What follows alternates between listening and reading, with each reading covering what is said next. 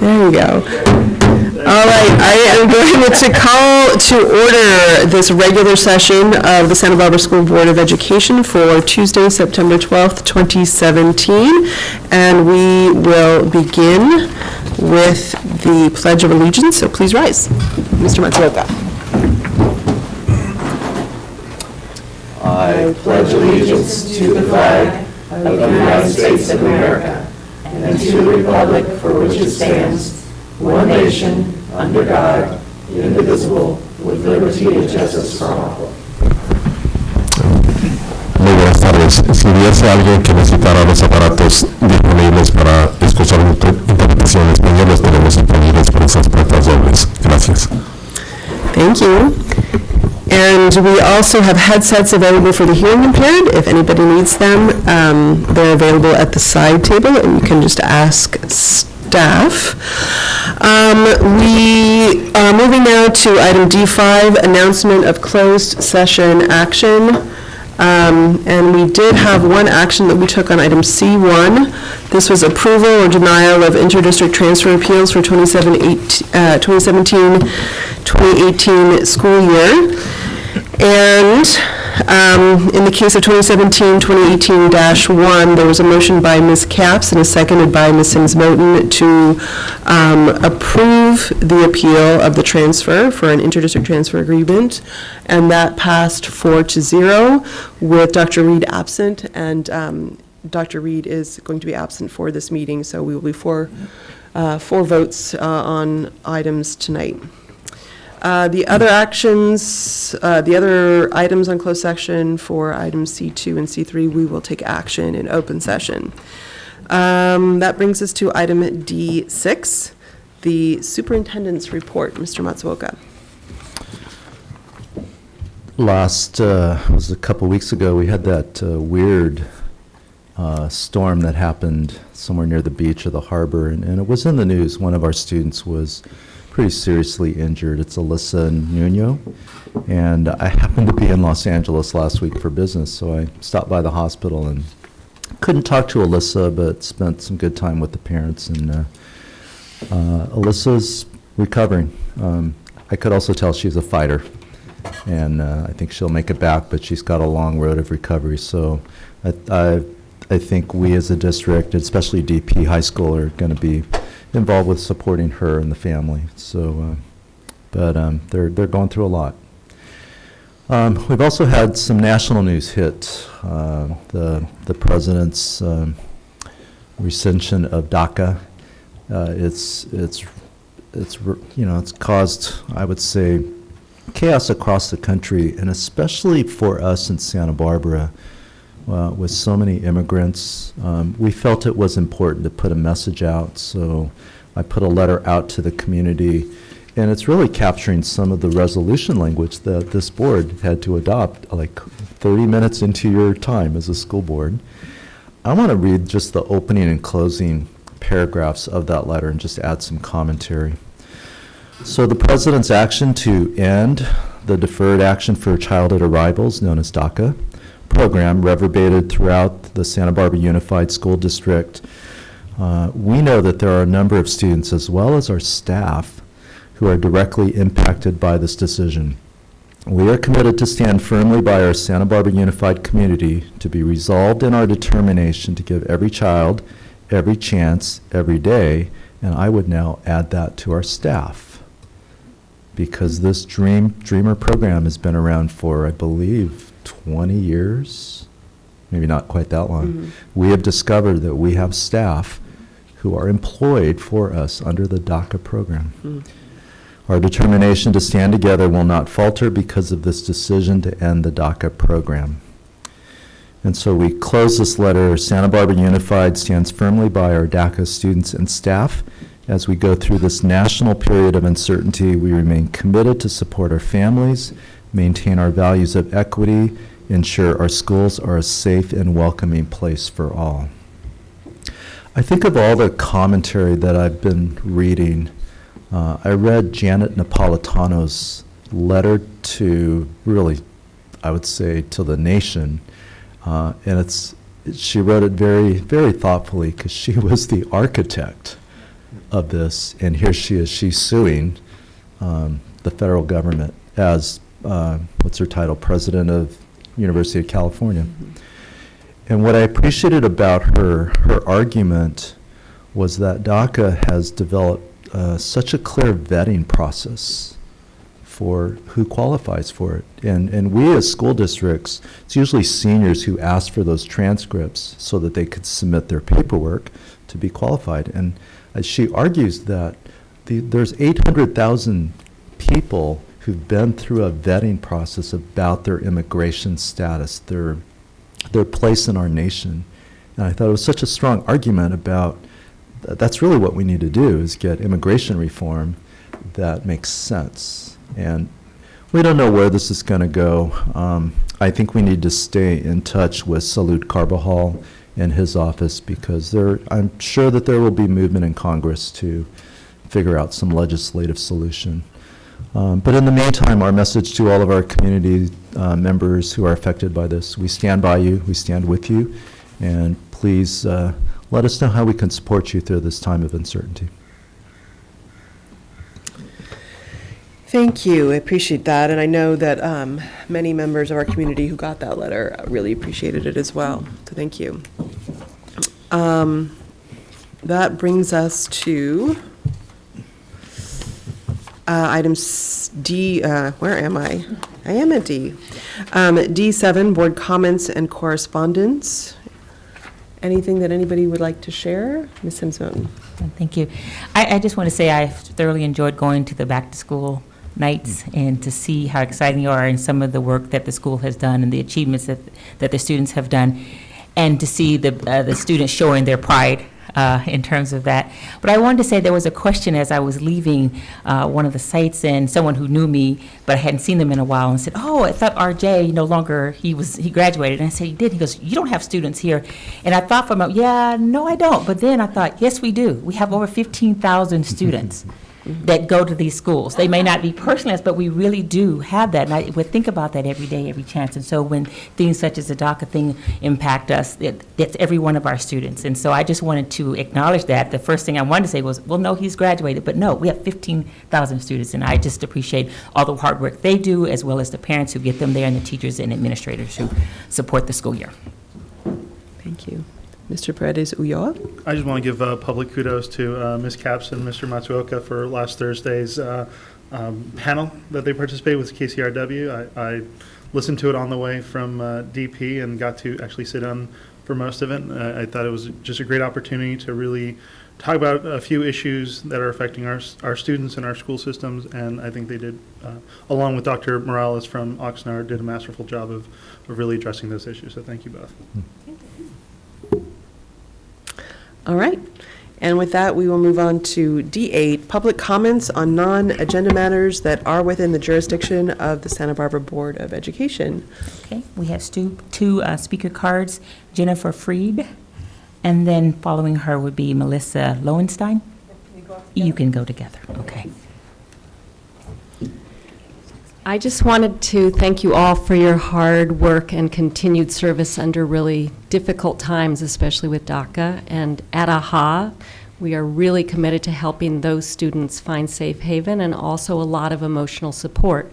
So I wanted to report on some really great news, which is a few weeks ago we had over 130 high school students from Dos Pueblos, San Marcos, and Santa Barbara High come to train in a 10-hour AHA Peace Builder meeting. And one of our really strong focuses this year is something we're calling the mental reset. Please pass out the cards. The mental reset card is something that we co-created with students because we are concerned, like you all are, that our students have many more resources to deal with stress, anxiety, and depression. And we realized as psychologists that you need to put it in a positive framework. If you call it suicide prevention to teens, their brains have to scan the word suicide first, and that actually puts them in a bad mood. So we're calling it mental reset, and we created this with some alumni at AHA, And basically, we trained youth in our AHA Peace Builder training how to use these cards for themselves and others as reminders that there are ways to change your frame of mind with good, healthy support. The other thing we did is we put on the back side of the card contacts they can have 24/7 for having really good professional assistance and help if they are in any distress. So I wanted to tell you about that. The youth were over the moon about this. In our post-survey, they reported a 46% improvement in their ability to soothe their own moods and reach out to other people. So they felt really empowered by this card and also the training we did. The other thing I want to tell you that's good news is at AHA, we've been in a 2-year process of Randy and myself being certified as national trauma consultants, but training 6 therapists at AHA in the latest best trauma practices as therapists. And we've started a clinic at AHA where AHA teens, people that are in our program in school or out of school, can get 6 free teen or family sessions. And we've had really a lot of positive feedback. I just saw a mother today that said, "You've saved our family's life. What can I say to you? How can I thank you?" So that's another good news. One last thing. Sure. We're going to have the first ever teen-led peace event May 19th, where the 200 AHA Peace Builders from high school and junior high are going to lead 1,000 people in a human art image of peace that will be at a location to be announced. Thank you. Great. 2, 1. Hi. I'm Melissa, and I just wanted to mention Mr. Yola and Ms. Sims-Moten. As a parent at San Marcos High School, I really appreciated seeing you at Back to School Night, so thank you for being there. And as an AHA person, I want to share some more good news, and this is about training peer mediators in our AHA Peace Builders program. This summer, we had about 50 youth come to an all-day peer mediation training, and that was a really wonderful experience. For me, too, I got to participate as well. And we're having a follow-up training for a smaller group coming up this month. And our intention is to have youth that are trained to hear both sides of a conflict and be part of a solution on their campuses. And we're also going to be meeting with the Deans of Student Engagement to talk more about how we can make that happen. So we just wanted to give you a little progress report and let you know that it's happening. Thank you. Thank you.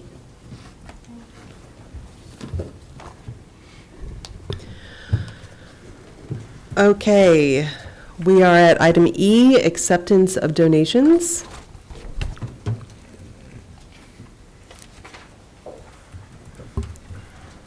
I move approval with gratitude acceptance of the donation for September 12, 2017.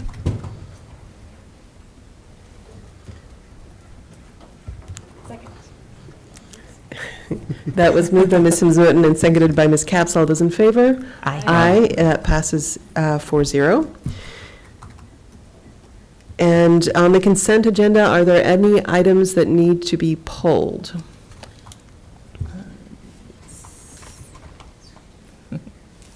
Yes, there are.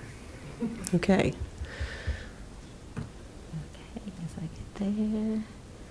Yes, if I could pull item 5.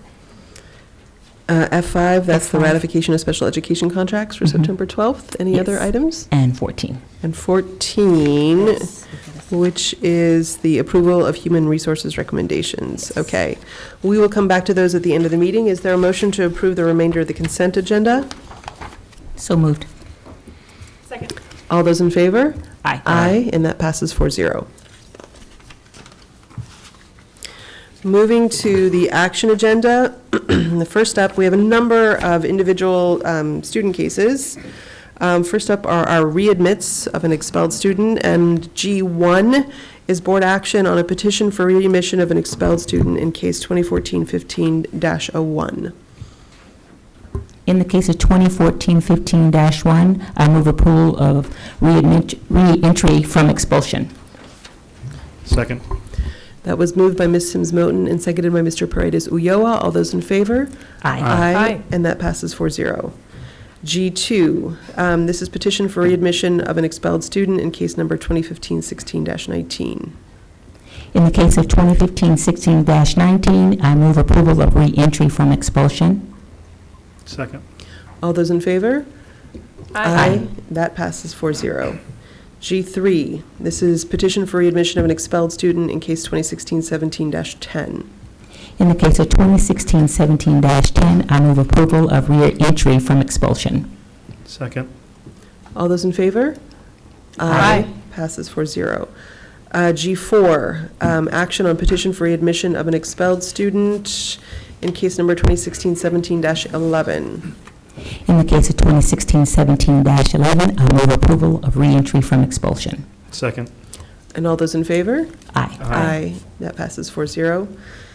G5, we are now moving to student discipline. This is student discipline in case number 2016-17-57. In the case of 2016-17-57, I move approval of the stipulated agreement for full expulsion for 1 year, which ends June 2018. Second. That was moved by Ms. Sims Moten and seconded by Mr. Paredes Ulloa. All those in favor? Aye. Aye, passing 4-0. Item G6, board action on student discipline. This is case number 2016-17-58.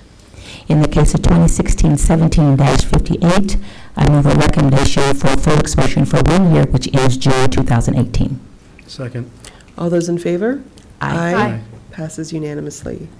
Now we're at G8. This is board action on student discipline in case number 2017, we're at G7, 2016-17-63. In the case of 2016-17-63, I move approval of the recommendation for expulsion with enforcement suspended for one school year ending June 2018. Second. All those in favor? Aye. That passed unanimously. Sorry, it didn't. It was 4-0. And now we are at item G8, board action on student discipline in case number 2017-18-01. In the case of 2017-18-01, I move approval of the stipulated agreement, expulsion with enforcement suspended for 1 school year, which ends June 2018. All right. Second. All those in favor? Aye.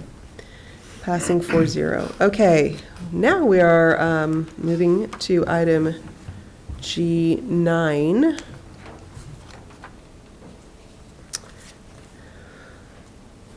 And this is the approval of resolution number 2017-18-4, proclaiming September 15th to October 15th, 2017 National Hispanic Latino Heritage Month, which it is. And it looks like, is this you, Mr. Matsuoka, or Ms. Bianchi Clayman? I'll add some opening comments and then let Ms. Bianchi Kleiman add some. Our district is 60% Latino. I finally sat down and got better acquainted. It was before I was going on the radio show. I thought, I really want to understand. And I learned elementary and then even into high school with our partner districts giving us their students. As a district, we hit 60% Latino. And I think when people think about Santa Barbara, they probably don't think a Latino-dominant culture, but we are. And Santa Barbara is just got a rich Mexican-American Latino culture. So it's really appropriate for us to acknowledge that part of our community. So I think it's really appropriate for us to have a resolution appreciating and respecting our Latino community members.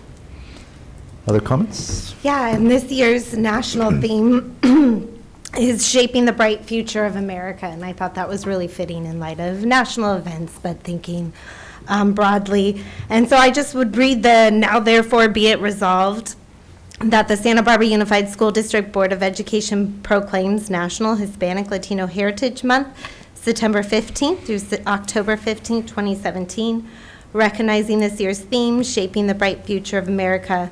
The board further urges all students and staff to observe this month by learning and acknowledging the contributions, histories, and cultures of all American residents whose ancestors came from Spain, Mexico, the Caribbean, and Central and South America. Thank you. Anything that board members want to comment on this? It's a great resolution and a great opportunity for our students. And so I know that you'll be getting the word out about just particularly, I mean, I always know September 15th is October 15th, but I had never actually realized before that there are yearly themes that focus on particular aspects of it. So it was great to see this Shaping the Bright Future of America. But I really hope that our teachers will take advantage of this time to acknowledge these contributions in their classrooms and work with students on exploring them. So thank you. We do need a motion on this. I so move. Second. All right, so it was approved by it was moved by Mr. Paredes Ulloa to approve the resolution number 2017-1804 proclaiming September 15th through October 15, 2017, National Hispanic Latino Heritage Month, and seconded by Ms. Capps. All those in favor? Aye. Passes 4-0. Now the GAN limit. Sorry. I know, it's exciting every year. G10, adoption of Resolution 2017-2018-03, adopting the 2016-17? Is it retroactive? Well, they compare the two. Oh, I see. GAN limit, Mr. Tay, you can now explain that. Thank you. I wish I had an exciting resolution, but you do not need to read your now. Thank you. I will not read it. But for all the new board members, the GAN limit is done every year. It's Ed Code 42132, and it was invented by Paul Gann, who intended to constrain the growth in state and local government by spending and linking year-to-year changes in expenditures to the change of inflation. So it's really not that important anymore, and it's in the SAC software, and it's just something that we have to do every year, and we have passed it every year. So I'm hoping that you will approve the resolution for the GAN limit for 16-17 compared to 17-18. Any questions, board members? Ms. Sims-Moten?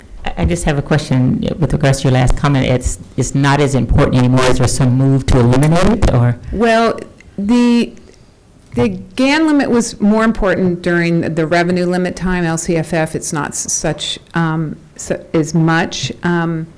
It's just a pro forma calculation that no longer constrains government expenditures, and that was what it was intended to do. So I think that I think the state of California, as far as education has gone, has a lot more things to do besides catch up on their SAC software. There's a couple other forms in here that they don't allow for adjustments and stuff, and with one-time funds and blah, blah, blah. So I'm hoping that they will eliminate this or not make it at least an annual or something. Mm-hmm.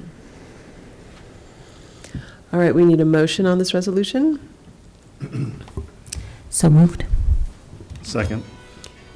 It was moved by Ms. Sims-Moten and seconded by Mr. Paredes Ulloa to approve Resolution 2017-2018-3, adopting the 16-17 GAN limit. All those in favor? Aye. And that passes 4-0. You're welcome. Moving to G11, this is the approval of how many leases can I throw in there? Approval of leaseback, contractor and pre-construction services agreement, authorization for the cafeteria, kitchen, multipurpose room renovation, replacement, and locker room replacement project, and the heating system replacement project at Santa Barbara Junior High School. Mr. Hedjonk. Thank you. In the past, the board has received presentations on the lease-leaseback process, and we've given background on the history of lease-leaseback, including the Fresno decision and the legislature's revamping of the process. We believe it's a viable tool for the district to obtain quality contractors at a fair price.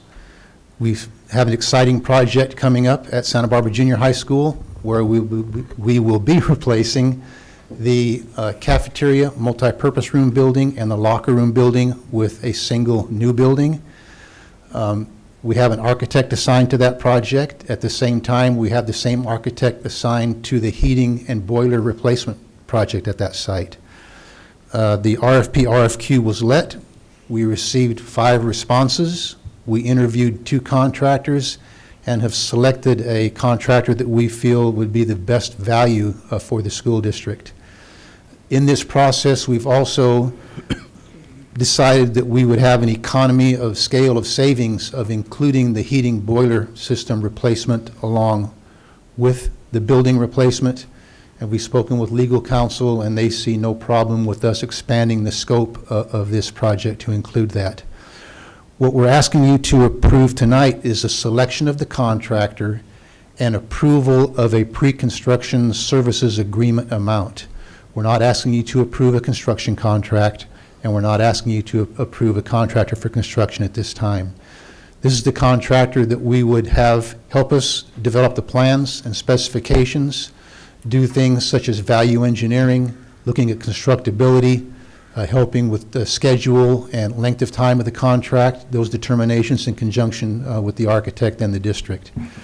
There is a not-to-exceed amount for this task, and we're asking you to approve that amount. And if you approve that amount, we'll have legal counsel draft an agreement, and then we will issue a purchase order for the contractor to join the construction team.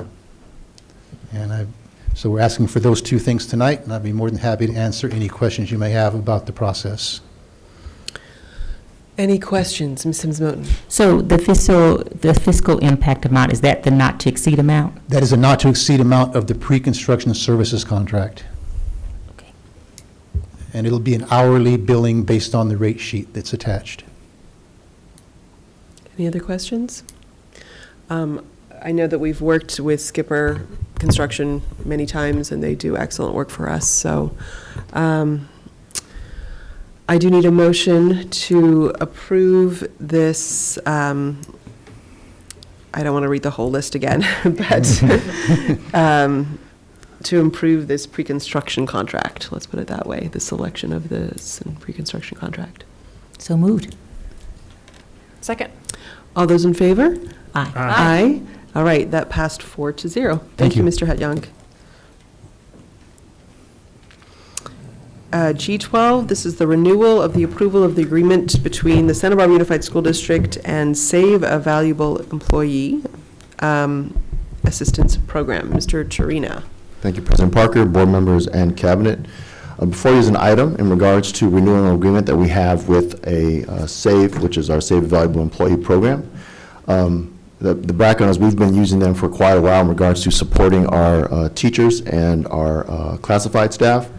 If you could go to the attachment where it actually gives a breakdown of what they've done this year as far as interventions specifically with our people. We usually ask for this just to get a beat on how much they're doing. I think if we look at just the number of clients that they've contacted in regards to the amount of the contract, we're talking about $75 per contact, which would be about what a good therapist would be, and definitely better than a legal consultation. So we believe that this is beneficial to our employees. It's also beneficial to us if we're talking about the mental wellness and well-being of our staff, that we have a go-to program where they are know what the school system does, and really have been working with us hand in hand in regards to what and how to best support our teachers and classified. Questions? Ms. Capps. Yeah, just a process question. Does the fee go up with the more use that we? No. Okay, so Flat fee. it's a flat fee regardless of Contracted usage. for the year, and then if they decide to move that price up, it'll be next year. Great.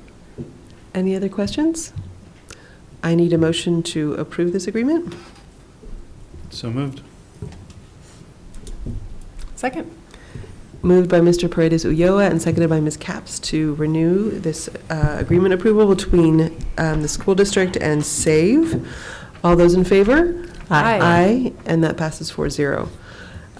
Moving to G13, this is the approval of agreement between the Santa Barbara Unified School District and Better Lesson Personalized PD. Mr. Chirina.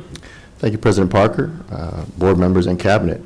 Before you is an item in regards to a new agreement with a program or company called Better Lesson Personalized PD.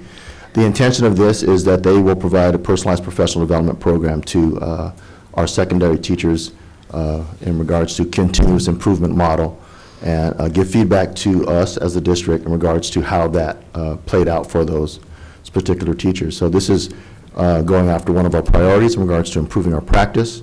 This is actually fortuitous that we looked at this agreement because we're also looking at how to change our peer assistance review program for our teachers in regards to supporting our staff to be better at their practice and their pedagogy. The idea is that they will have a remote support, mostly online. It also mirrors kind of what we're looking at for our TIP program, even though this company specifically says they do not do a teacher induction program. They want to work with seasoned and veteran teachers to improve their practice. The other side that we liked about this is, just like we're trying to go with La Cuesta and Lacombe regarding personalized learning for students, we're looking at personalized learning and development for our teachers. So there's an aspect of that which is very different than even what TIP does in regards to induction as overall support, teaching, and mentor support for our teachers, especially the new ones. This is offering our veteran staff who maybe have found themselves needing some support and some motivation, but also some skills and structures by which to improve their practice. It's outside the normal professional learning that we offer through our district. And this is a pilot. They actually wanted to go a little bit larger, try to do somewhere between 12 to 16 employees. But again, to Superintendent Matsuoka's ideology, we want to kind of do a fast prototype of this. We chose 4 teachers at the same junior high so that the environment of the administration support would not be differentiated. And so we're looking at a teacher who I believe is within her first 3 years, a veteran teacher somewhere between 5 and 8, and someone 2 who are beyond their 10th year. So it really is going to give us a spectrum of which is the support useful, and we can also glean some of the information about how they support when we get our TIP induction program, our teacher induction program approved by CTC, and we'll try to use some of their best practices to do that with some of our new teachers and some of our veteran teachers. Thank you. Any questions? Mr. Paredes Ulloa. So, Mr. Torina, so would it be, if this year goes well, would the idea to be do 12, 16 at a time every year, or what's kind of the? I would like to bring that back to the board because this contract will go up exponentially by the number of teachers that we support. I think if we can emulate some of the things that they do and actually integrate it with our teachers, I think we could not infer that cost. If it's something that I think is beyond the scope of what we can ask our teachers to do, we may look at having them train some of our teachers to be those types of mentors within our district. I think there's multiple ways that we can go with this, but really is try to get eyes on this structure and the way they do support in a personalized way that we haven't really seen yet. Okay. And once the initial contract is concluded, would there be any follow-up attached to it, anything where? Yes, hopefully at the end of the contracted time, I could either bring testimony of the teachers themselves and they can detail their experience with that type of support. But I will do some type of survey and also report out what their experience was and whether or not they believe it's worthwhile to further engage, or at least to look at those types of structures by which they were getting support and how we can integrate that from the human resource side. And are there any resources after the contract that would still be available to those teachers, or is it just once the contract's done, it's done? Once the contract's done, it's done. Okay. Thank you. Any other questions? Is there a motion? So moved. Second. And so to be clear, there's a motion to approve the agreement between Santa Barbara Unified School District and Better Lesson Personalized PD by Ms. Capps, seconded by Ms. Sims-Moten. All those in favor? Aye. And that passes 4-0. We move to G14. This is the second reading and approval of Board Policy 4119.11, sexual harassment. Mr. Torina, now we struggled with this one a bit last time. Yes, we did. The only thing that I added was your request in regards to the notification of specifically the Human Resource Department. Part of the struggling that we had was whether or not that would make it more or less amenable for people to come forward with an actual harassment claim.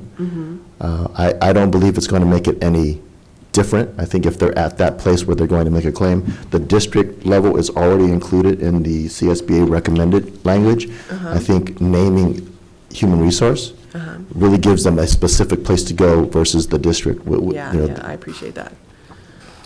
Ms. Capps?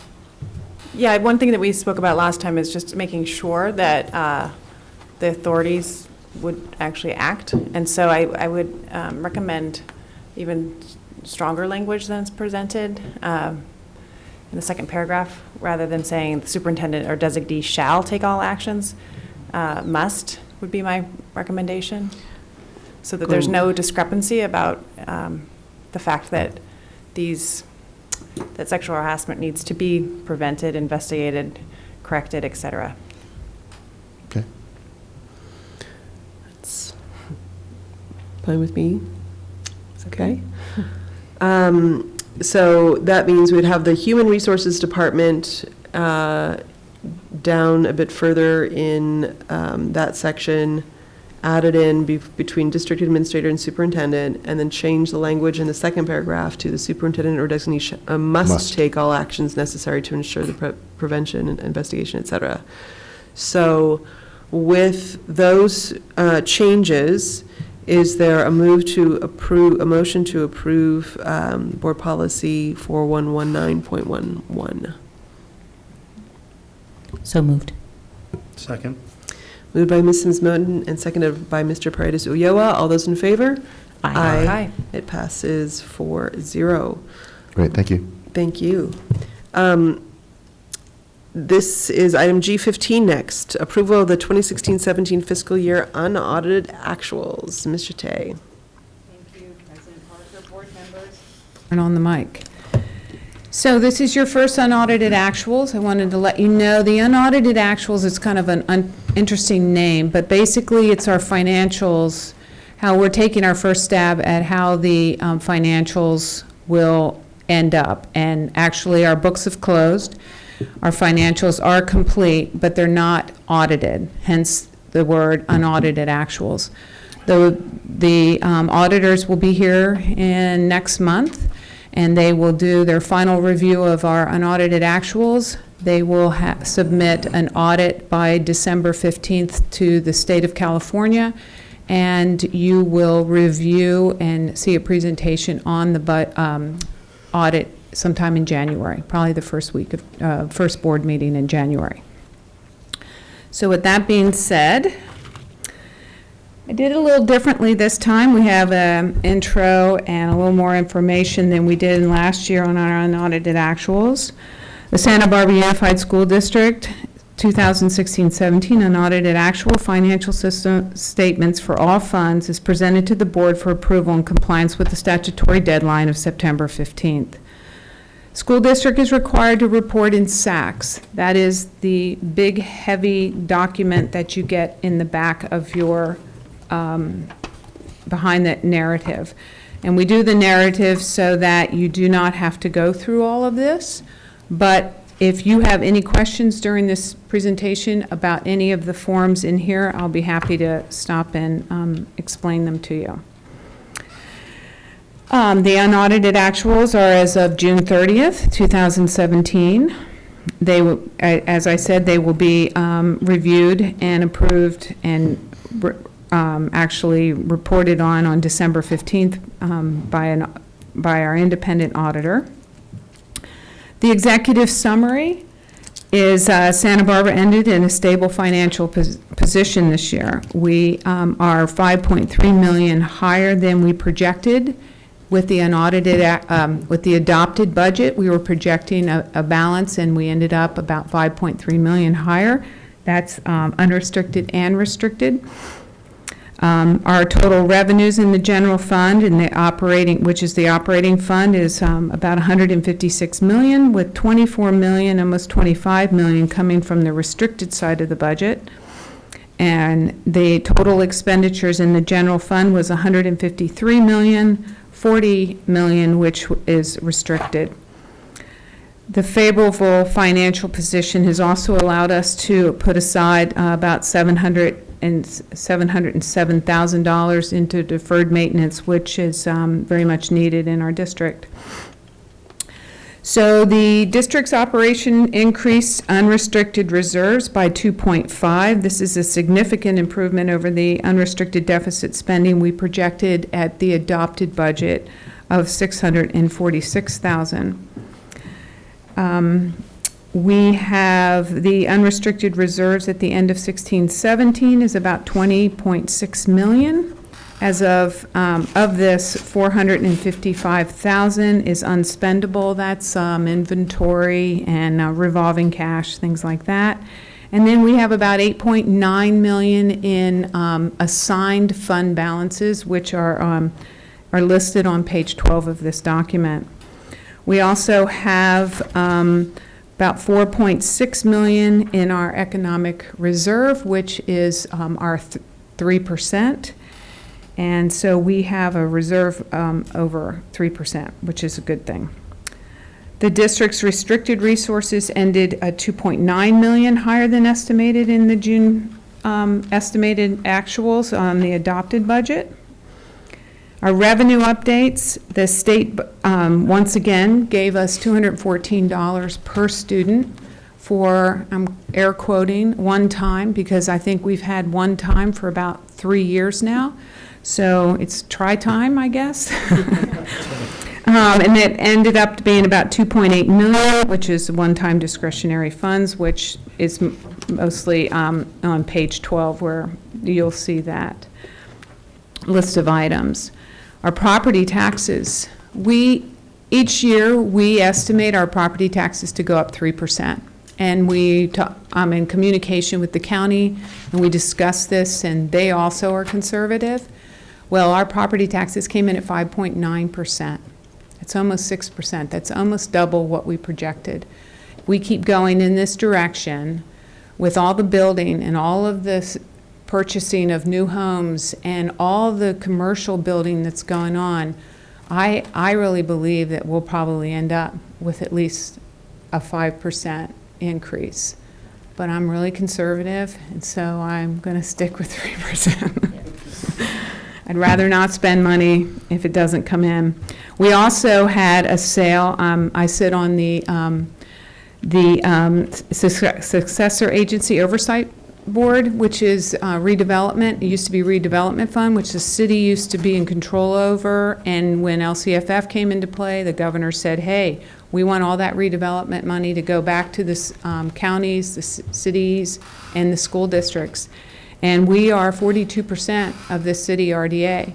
So they sold the Calle Cesar Chavez to Marburg, and for $6 million, so we will get 42% approximately of that, which I don't know if the closing comes out of that. I won't know until October what the actual dollar amount is, but I'm estimating about $2 million. Can I just ask, does that money go into our property tax pool? Yes. Or, okay, so in other words, if we weren't basic aid, it really, all it would do is lower the state's contribution. Right. I don't want people to think that there's this pot of money that we suddenly have access to, when all it could mean, if it doesn't pop us into basic aid, is that the state contributes less to the district. That's correct, and that's exactly why the governor did it, is so that he pays less to the districts and local property taxes pay more. So yes, to answer your question. So the highlights were that we ended up the school year with a $2.4 million increase to our fund balance. Our property taxes went 2.9% above our projections. We also, part of your traditional property taxes, your secured, your unsecured, all of that, we get the RDA money, which sits in a different little bucket on the spreadsheet, but that went up 20%. We got an additional 1.3 over the prior year. So as they get rid of those RDA projects and the debt goes off of their books, the more property taxes we will get. So it's working in our favor, this, because at some point we will go into basic aid, and I'll talk about that a little later tonight. So we also have a restricted RDA, but that's hardly anything. We also had our developer fees go down a little bit because, developer fees, you have to pay those prior to construction. When you see all that construction going on, we got all that money last year, or probably even the year before that, or maybe the year before that, knowing how our county runs and gives out building permits. Our food service, again, shows great strength and stability. Most food service departments require a contribution from their general fund, and this district hasn't had one in a long time. Since 9 years I've been here, we haven't had to contribute to the food service. Child Development was planning on a contribution, and they also ended up in a positive position, which is really great. They made the necessary adjustments prior to this year, 16-17, and so they came out better than expected also. And of course, we can't forget the November 2016 election, where our community approved $193 million worth of bond funds. So we had a really successful year, and something to be proud of. So I also, in this document, the Unaudited Actuals, have also tried to make it a little bit of a learning going on here. So when we talk about the unrestricted activity, now you see resources. Can you scroll up, Brian? Yeah. So the resources are for unrestricted, as you have started to learn, are 0000 to 1999. And then I gave a list of the things that fall into those categories, so you can kind of understand where the funding's coming from. And you may hear duplicates, like we have, you have lottery and unrestricted, well, you have lottery and restricted too. So there's duplication, not duplications, but the same term is in both sides of the budget. So I won't go through all of that, but just to inform you, the local control funding is made up of two funding sources, and we've spoken a little bit about that, and it's local property taxes, which includes local property taxes, RDA, and then it reduces by our property taxes that we give our charter schools, and we call those in lieu of property taxes. So we give the charters about 9.3 million of our property taxes. So the net amount is one part of our LCFF funding, and then the remaining 13% or so comes from the state of California.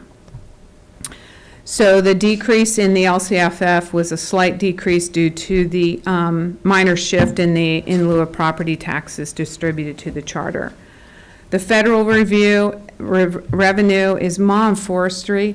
MA is the Medi-Cal administrative activities, and the funds are generated when someone suggests a student or a family go into the Medi-Cal, and certain employees can bill for that, and then the federal government refunds us some money.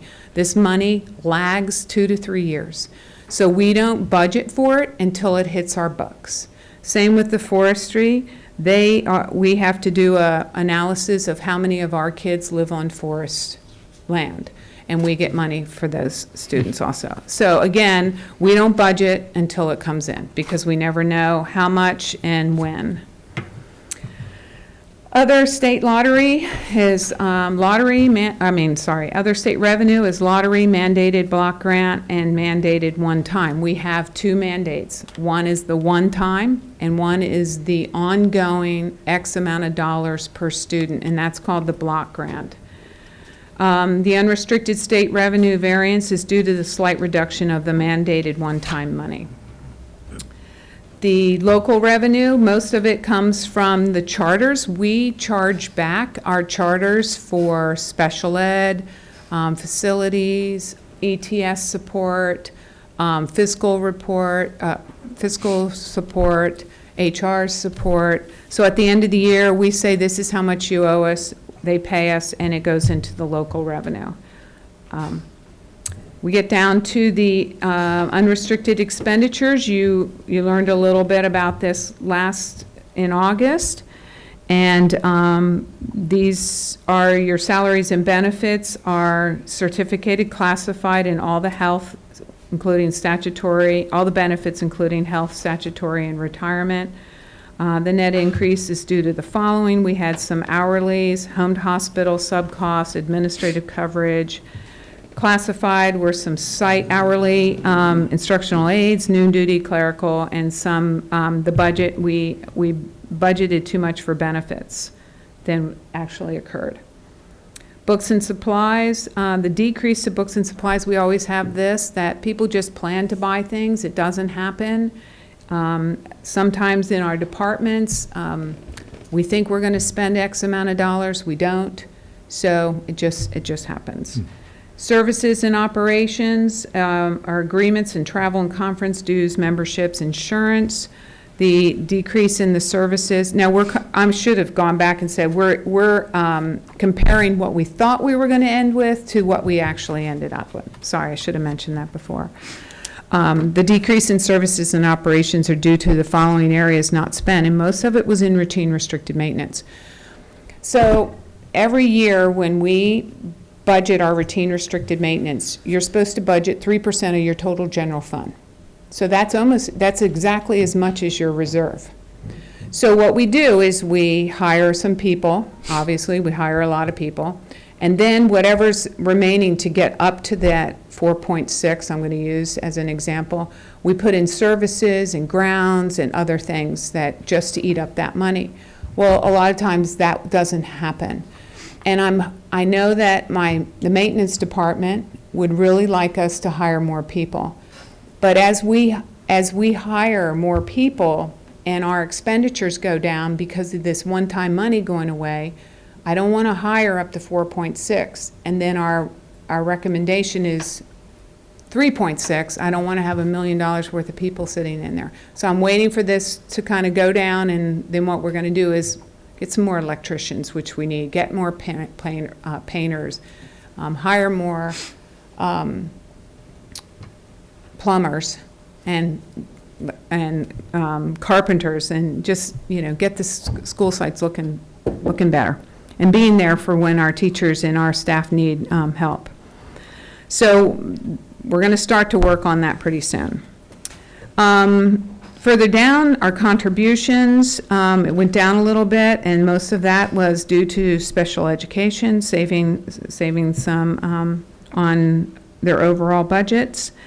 And then we have down in unrestricted fund balance, we started the year with 18 million and we ended up with 20 million. We had a restatement for 15-16 that we had to do, and so you may see a difference in that come first interim. That's why I was late to the study session. We realized that that's an error, and it should be a negative, and somehow the SAC software did not follow through. We didn't code it. Anyway, we didn't set up the account right. It's a long story, but that will be fixed by first interim. The next graph, our first graph, is expenditures by object, and you can see that the blue is our salaries and benefits, and 82.3% of our entire budget is on people.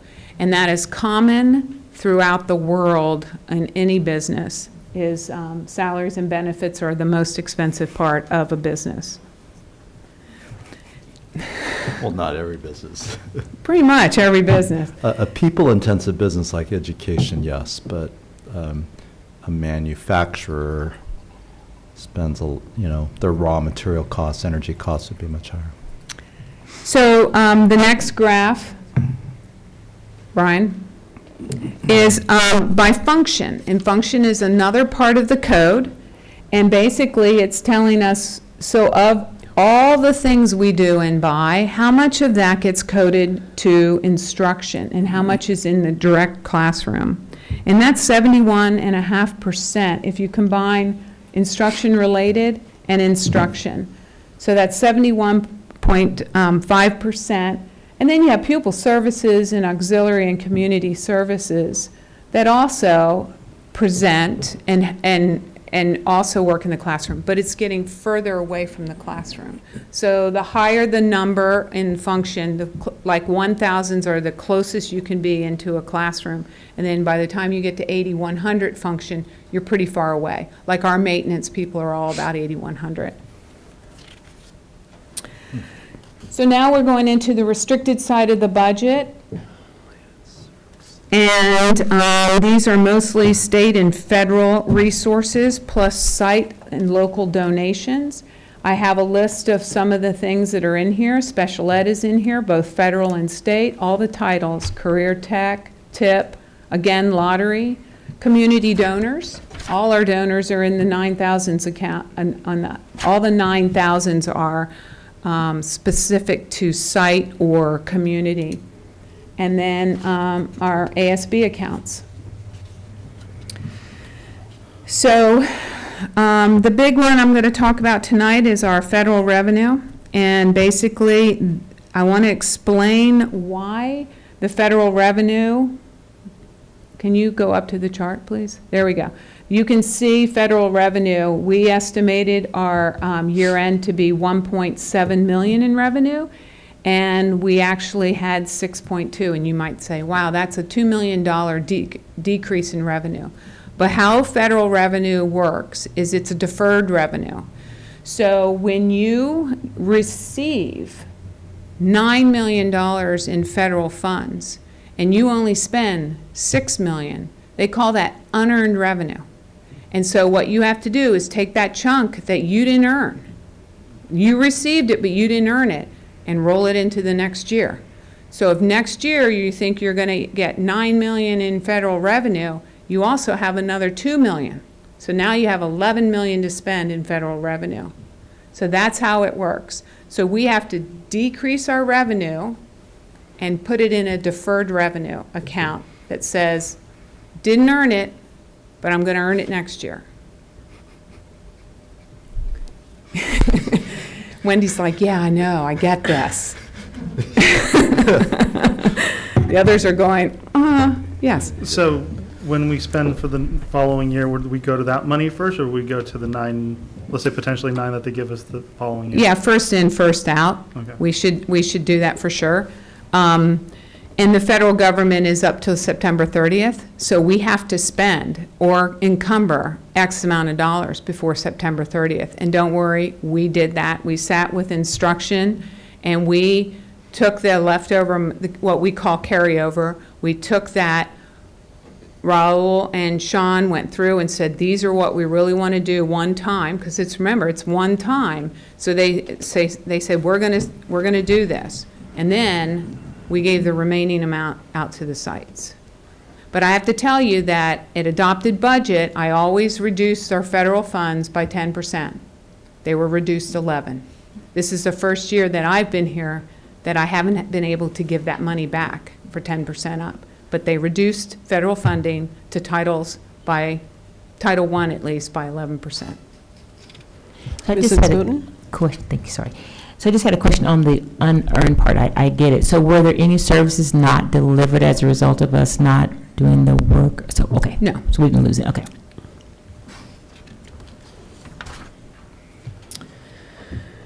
Okay, there was a little decrease in the state revenue, and that had to do, or in the, we got the, you're probably wondering, why would we have LCFF funded on the restricted side of the budget? That comes from our SELPA. Our SELPA has to give us, now that we have a different little bit of a different funding model, they have to give us our property taxes that they receive for our special ed kids. So that now goes into property taxes, but it's on the restricted side. So that was just a little bit off. We talked about the federal. The state revenue is just a little bit different because of the special education funding, an increase to lottery and a decrease to the SIG funding. The other local, this is where you always will probably see an amount budgeted but not spent, because the sites have most control over these 9,000 accounts. And so they budget to spend it all, or they get fundraisers that they make more money than they actually knew they were going to get. So that money sits in there on the restricted side of the budget, and they too will probably spend it the next year.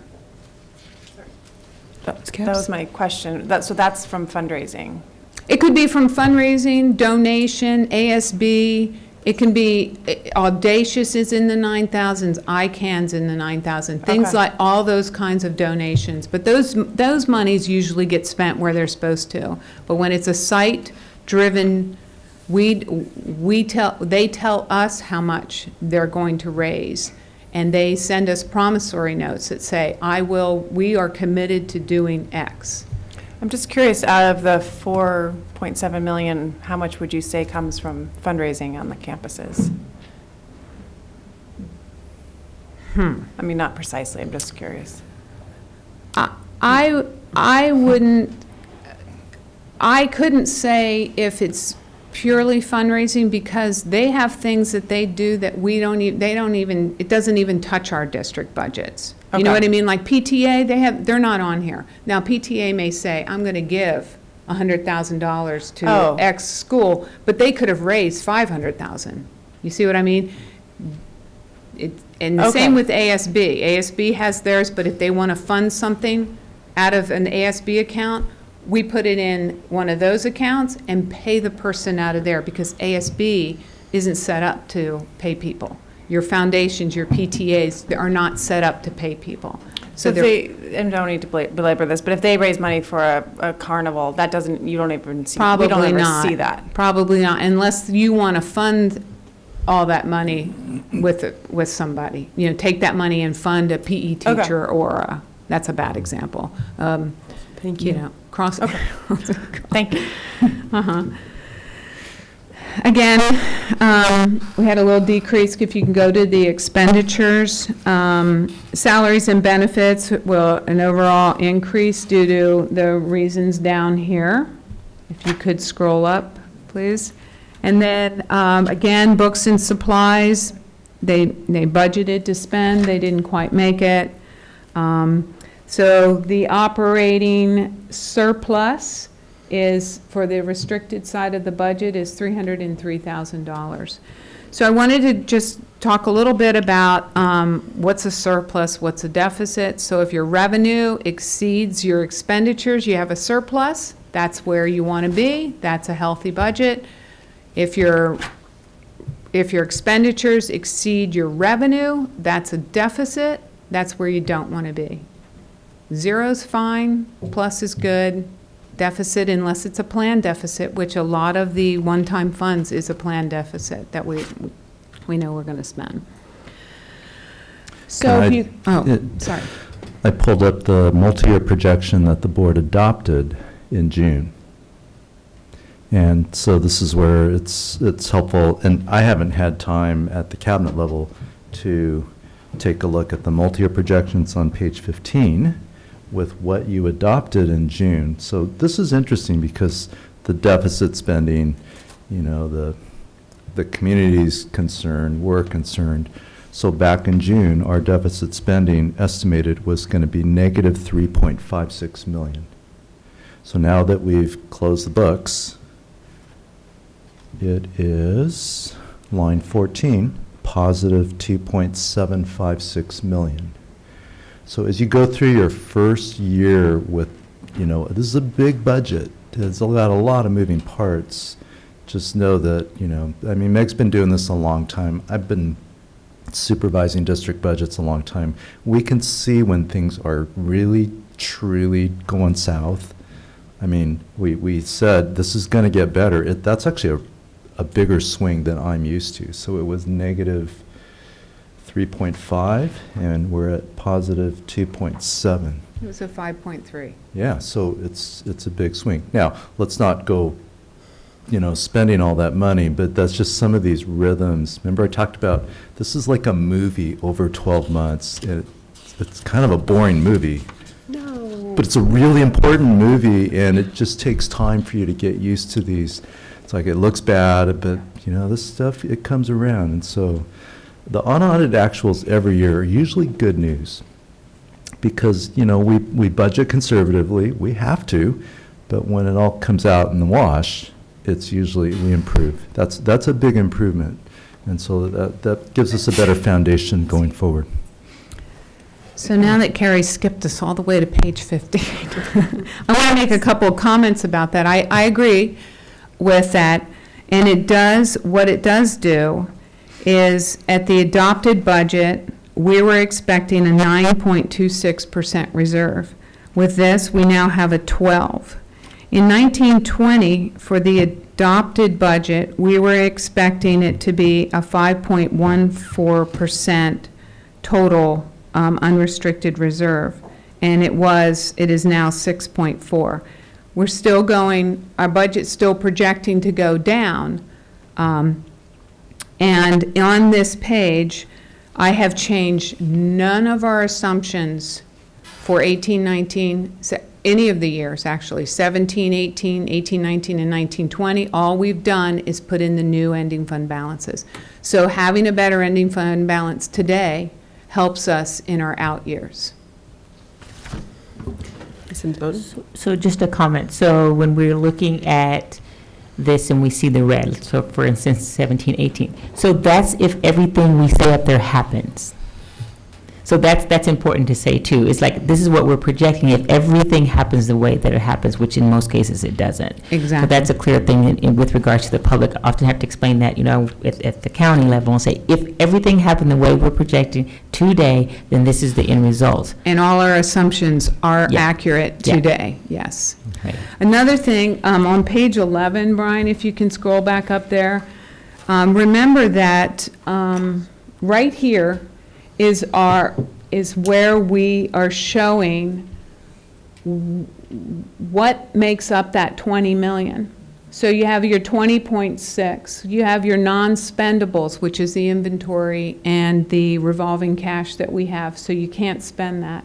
You have one-time mandated money that Ed Services has said, we're going to use 7.2 of that in 17-18. So when you see that a negative 11, that's a planned deficit right there of 7.2 of the 11. So that's a big chunk of that. So if it's a planned deficit and we have the money, it's okay. And we're in good enough shape that we're not having to use that 7.2 to make our 3%, right? So then we have some money in lottery, which will be used for instruction. Another instructional materials bucket, which will be used for instruction, and then we're going to put $707,000 in our deferred maintenance. So we have committed $8.9 million in planned spending of that $11 million. So that, that $11 million looks daunting, but 8.9 is planned spending. Right, and the 8.9 is funds that we have. So it's That's not we're going to correct. seek those funds. So that's another clear point for the public to understand. Yes. That planned spending is dollars that we have. Right, in the that house. 8.9 is part of that 20.6. And then you go down a little further, or scroll up a little. So then we have the 4.6, which the next two are remaining. The 6.6 and the 4.6 are what we have remaining after the 8.9. So the 4.6 is our 3%. Got that, check, done that. That 6.6 is flowing to the out years to help us smooth out what we have to do in the next years. And Carrie's right, we usually end up our unaudited actuals, but all our budgets this is what we think is going to happen. It may or may not, but this is what we're planning. This is our plan. So just another comment. I know we had talked about having a reserve beyond our required reserve. So as we have those surpluses, is it going to start to show that we're going to put that money for future use? Like maybe we have $6 million, we're taking part of that $6 million to put it forward the out years for the reserve amount above the amount we're required to have. Right, so on the multi-year on 15, it says we will still have a 6.4% at the way bottom on 1920, the far bottom right-hand corner. I mean, that's that's okay, that's a projection. I mean, to really try to project what's going to happen in 1920.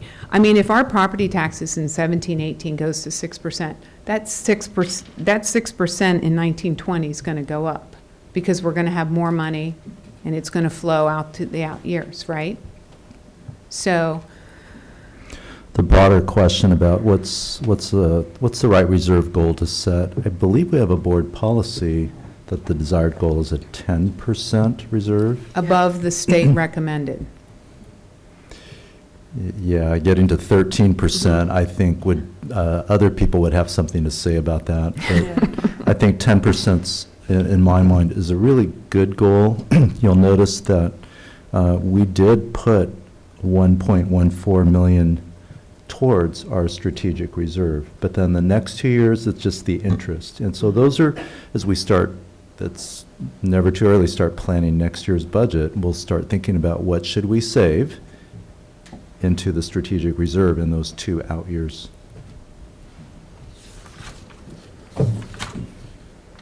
Okay, so on page 12 is what everyone's going to be spending the money on, that 8.9. It's very clear here. These numbers, it was funny because we had a meeting today with Ed Services, and some of the numbers we have are actuals now. They're not here, but we will try to get this updated as much as possible as we go along. Some things have already come in less. So we know we're not going to hit that 7.2 because they're already coming in less, but something else may come in more. Next page on 13 is just some more information for you. We are still, daily we get Aries report on who's enrolled in our schools, and I still have a 1 grade I'm strongly questioning, and we're going to get down to the bottom of it because it just doesn't feel like that's possible. So we look at actual, but then we also look at, what history and, common sense, not common sense, but instinct, I guess, whatever you want to call it. Can I ask Mr. Tay on the enrollment ADA projections, 1718, does it move from actual to projected at P1 or at P2? P2 is actual. Okay. So your enrollment will be C-beds. So when we certify C-beds, we'll have a number there for Okay. enrollment. When we hit P2, not C-beds, hang on. CalPADS. Yeah. You got to clarify what P1, P2, and C-beds mean. Okay, so C-beds isn't C-beds anymore, it's CalPADS. Okay, so it's California Longitudinal Pupil Achievement Data System. CalPADS. Got it? Did you get that? Okay. CalPADS. Okay. So then, period 1, we have 3 periods. We have period 1, period 2, and period A. So period 1 is as of December 8th, and that is will be probably your highest ADA throughout the whole year. And that's something like 90-some days, I believe, 85, 90-some days of school. Then you get to P2, and it's roughly around April. It has to be your last full month of prior to April 15th or something like that. And it's about 132 days of school. That's the number you're funded on for LCFF. That's the number Next year. for next year. So it depends, because if you're declining at P2, so let's say this year, 16-17, right now, we're being funded on 16-17's P2 because it was less. We're projecting it to be 17-18 to be less than 16-17. So they go, okay, we'll give you 1 year. Okay, you get 1 year being funded at your old P2, and then when P2 and 17-18, they go, whoops, you were overfunded or underfunded or overfunded. Now we're going to make an adjustment by the certification by July. It's like July 1 or something like that. And then it starts all over again. Then there's most of our programs are funded that way. Our supplemental is funded by unduplicated pupil count at CBEDS, at CalPADS. And then the only other thing that's funded on P-annual, which is our last day of school, is our lottery. And that's the only funding that we have based on our P-annual. And P-annual is usually the lowest ADA that we have. So the last thing I just want to bring up is in the back of the very last 3 pages of your narrative. Keep going. We already discussed that. Is this. So what I did is I gave you a description of what every one of the funds is. Wow, thank you. They're called forms, but they're funds. Just want to make that clear. They're in forms, but they're a fund. So that's a description of every single form, which is a fund. And then if you scroll down a little more, please, keep going till we get to the supplementals, which starts with Form A. I explained P1, P2, P-annual, and what some of the funding Look at is. that, it was all in there and I missed it. Thank you, Mr. Tay. You're welcome. You know I test you. Yeah, I know. I do know. So it explains all of the forms. So I want to bring up the Form CEA. It's a complicated form. We didn't pass last year. Do you remember that, Board President Parker? I do remember, but I don't remember why. So basically what they're saying is, how much are your total expenditures and how much are you paying your teachers? And so they want a percentage of that. They want to see what kind of percentage that is. For unified, it has to be at least 55%, okay? We didn't make that last year because what they're not considering, and this is CDE lagging a little bit in their SAC software, and this is the other form I was mentioning, is that when you have one-time funds, it increases your overall expenditures, which then will reduce your percentage of teacher salaries. So it works against you. Everybody knows this is happening, but they haven't done anything about it. So what we did is we just got a permission from the county that says, yeah, we know what you've done, we get it, it passed, and we brought it to the board, and we discussed it, and they signed it, and they passed it. So this year, we made it by the skin of our teeth. It was like 55.14, something like that, but we were all sweating bullets, but we made it. And so hopefully each year, yeah, 55.24. So just wanted to bring that to your attention, and the rest, you know, if you want to read it, you can. What we're going to do is we're going to start a cabinet folder for you guys on board education about the documents. So everything that you see that's an educational piece will end up in a Google Drive in your cabinet, and we'll get that to you as we keep building on to that. Thank you. Ms. Sims-Moton. So I just have a question. How does that 55% tie back to the chart on page 6 with regards to salaries and benefits? Is that everybody's salaries? That's and benefits? everybody. Okay, that's not this just the is teachers. just teachers, and it's in the classroom. And I mean, I could give you a whole thing about that calculation, but it is intense, and it's hard to follow. So take a look at it, and if you have any other questions about that, I'll be happy to answer them for you.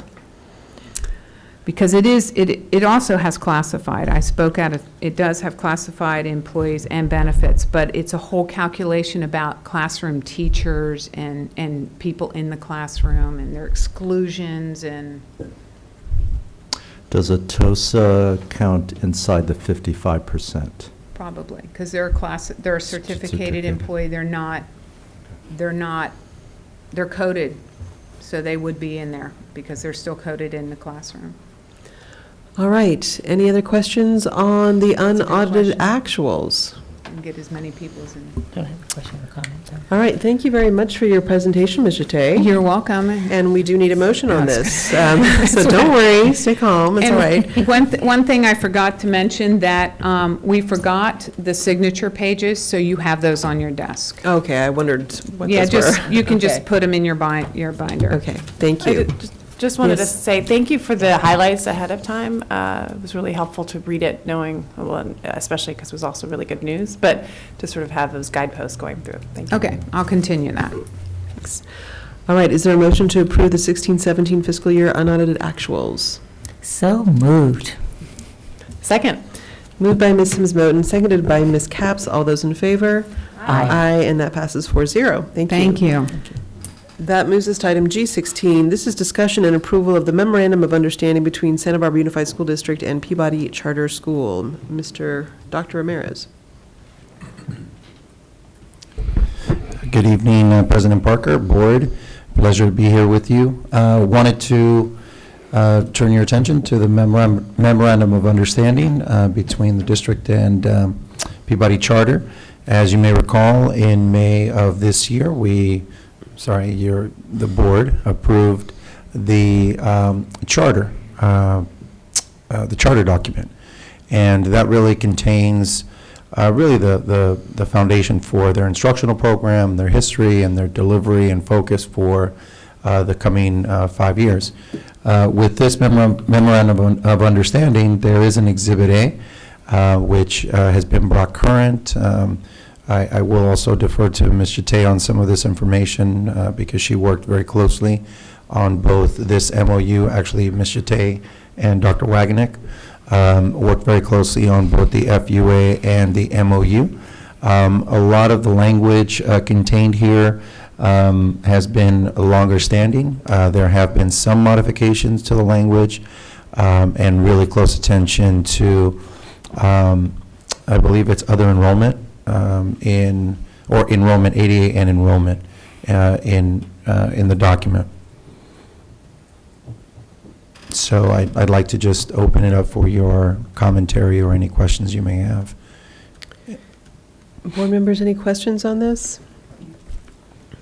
I just had a question just to tie back to the audit about the local revenue, the charter. Is that amount, that comes back to us, that 35,000 that's on attachment A? Is that part of the amount that's charged back to the local revenue, ties back to Yes, Okay. that amongst others, like special ed, if they have it.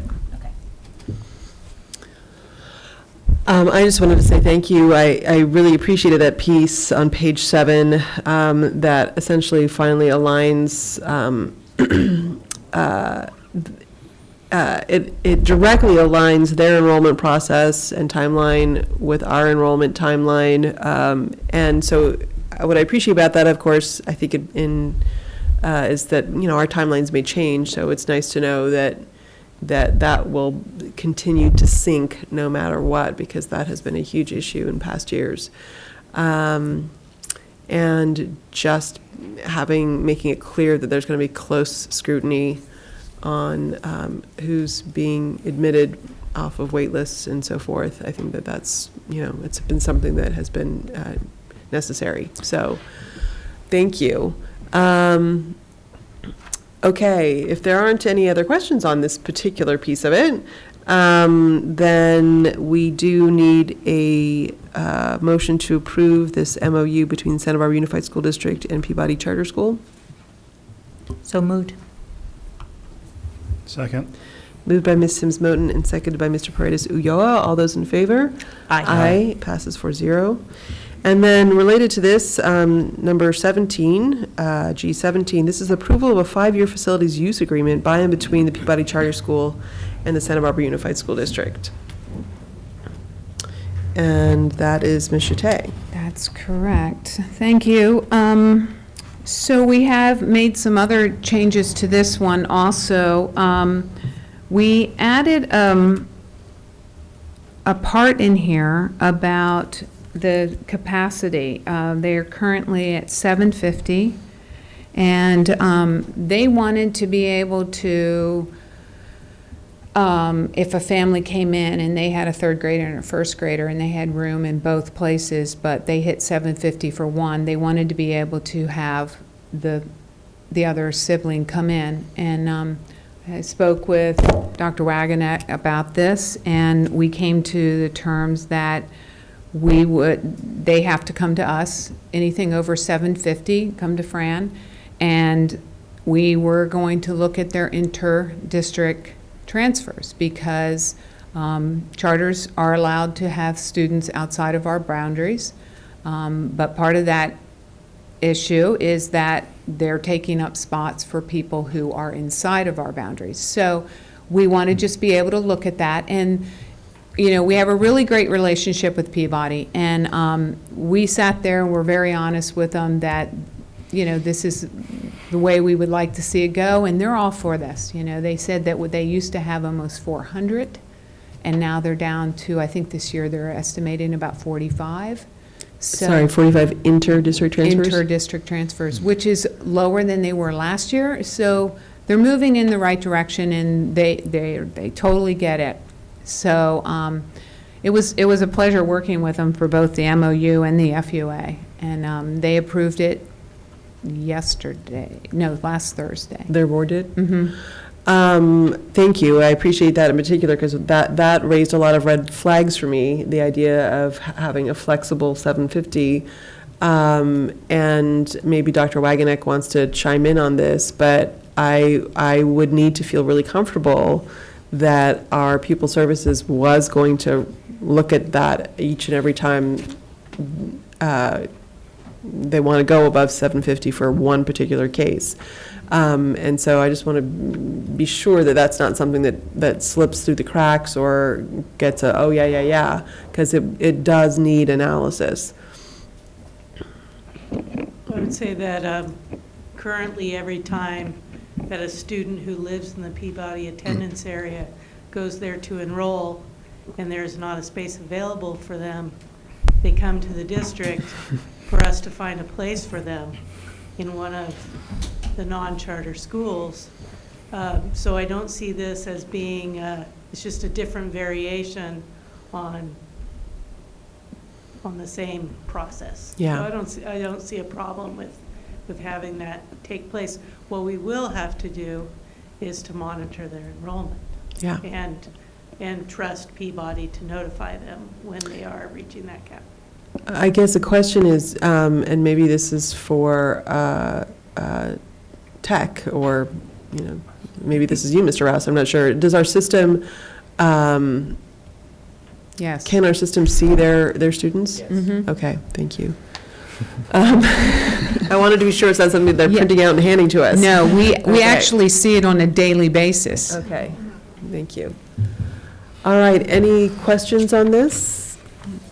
All right, is there a motion to approve this 5-year facilities use agreement by and between the Peabody Charter School and the Santa Barbara Unified School District? So moved. Moved by Mr. Paredes Ulloa and seconded by Ms. Capps. All those in favor?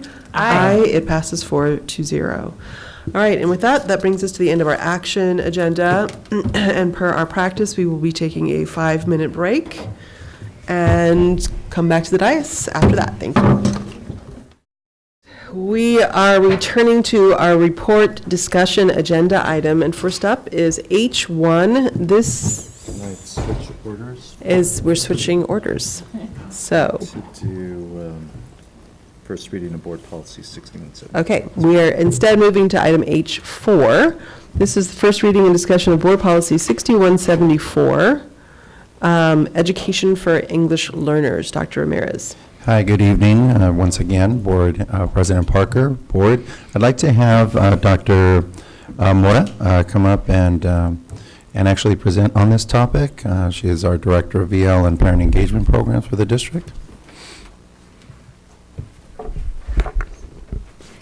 Good evening, Ms. Parker, members of the board, Mr. Matsuoka, cabinet, and guests. This is our first reading for BP 6174. It comes before you with revisions based on Prop 58. And some of the changes include the need for us to offer at minimum structured English learning for our EL students. Also engaging in conversations with our parents and the community on language acquisition programs that we would be offering within our district.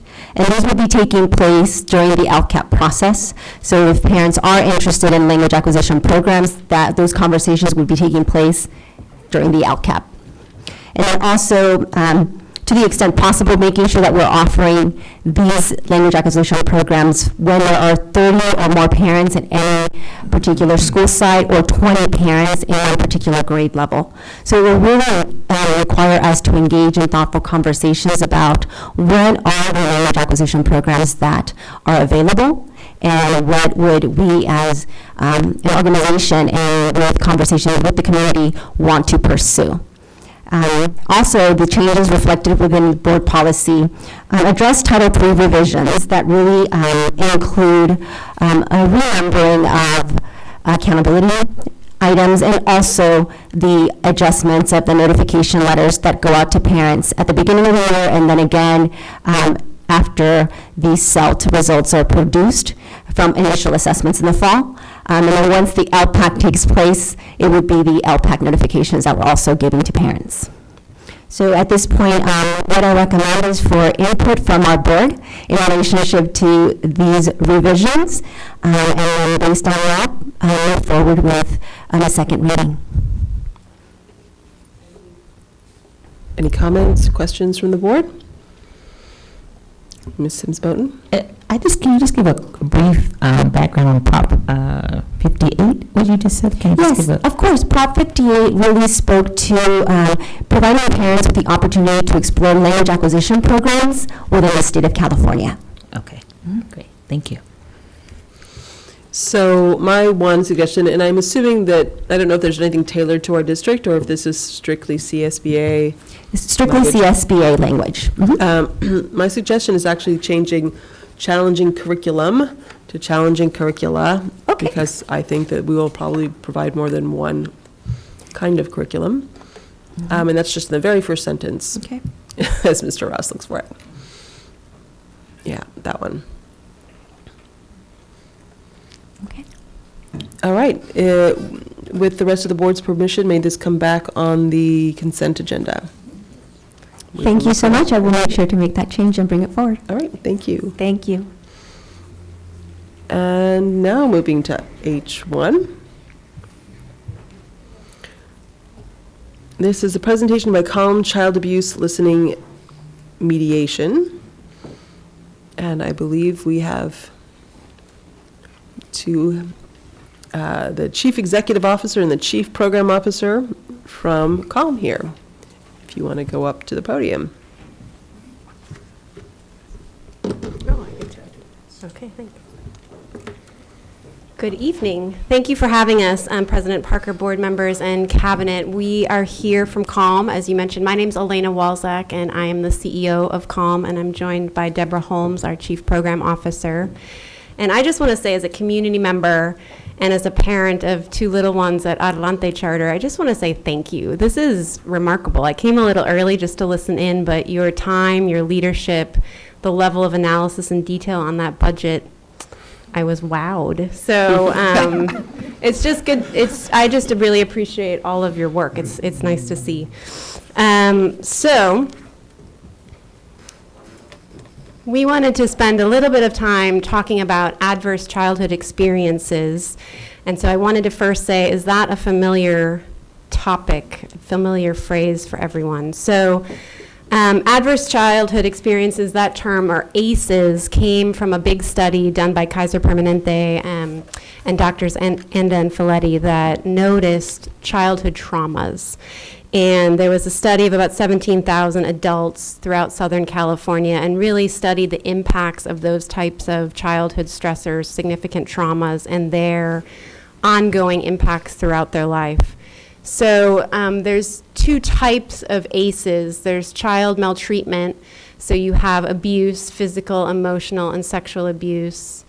Neglect, physical and emotional neglect, as well as exposure to domestic violence in the home, as well as school bullying and community violence. And in caregiver disruption, you're looking at childhood traumas if a child is not raised by both biological parents, so whether that's due to divorce, separation, or the death of a parent. Alcoholism or drug use by a parent or caregiver. Imprisonment, or chronic depression, mental illness, suicidal ideation, or psychiatric hospitalization of a parent or caregiver. So ACEs are very, very common. So the study showed that about 67% of the U.S. population has at least one ACE. 13% of folks in America have 4 or more ACEs. So if you think about this list, that's a lot of trauma that we have amongst our general population. In Santa Barbara County, our children, 18% of them have 2 or more ACEs. And we're going to go, Deborah's going to share, we've actually crunched the data a little bit so we can give you some ACE information for your students as they relate to services that we're providing. At Calm, our average client population has 4 ACEs or more. And as the number of these childhood traumas increase, lifelong negative health outcomes are seen, as well as mental health outcomes, behavioral outcomes, and things that show up in school classrooms that your teachers and administrators are dealing with. Such that if a child has 6 or more ACEs, their life expectancy is shown, the research shows that they are expected to live 20 years fewer. Related to what I was just talking about, so children with histories of trauma and these types of ACEs have trouble in school. Of course, you would expect that. So they often have disruptions in their living situations, whether the family is going through a divorce and they're bopping between homes, or they have frequent moves, or if the abuse is so significant that they're moving from foster care placement to foster care placement.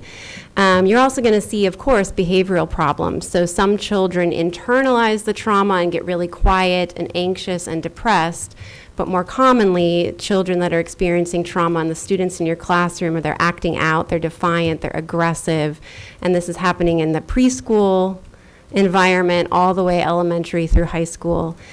Often children that are dealing with the traumas that were just up there, they may not have parental support, so they may not be getting facilitation and support from their parents, or lack of access to any sort of enriching activities. The struggles can lead to developmental delays and significant cognitive deficits, and there's often a vicious cycle, such that a child that's having behavioral difficulties is then going to lead to school problems and continued academic difficulties, and they're going to just start to associate school as a negative place. It's not going to be a supportive, thriving environment for them. It can even become a threatening environment for them. And children with trauma exposure have higher rates of all of the things that you would expect. So higher rates of special ed utilization, truancy, lower levels of school engagement, lower levels of graduation. So we put this slide in here, and that huge ball and chain could have ACEs written on it, and it definitely has poverty written on it in our community. As you may know, Santa Barbara County has the highest poverty rate for young children in the state. So 31% of our children are living in poverty, and it's the highest level of any county in the state, and it's ours.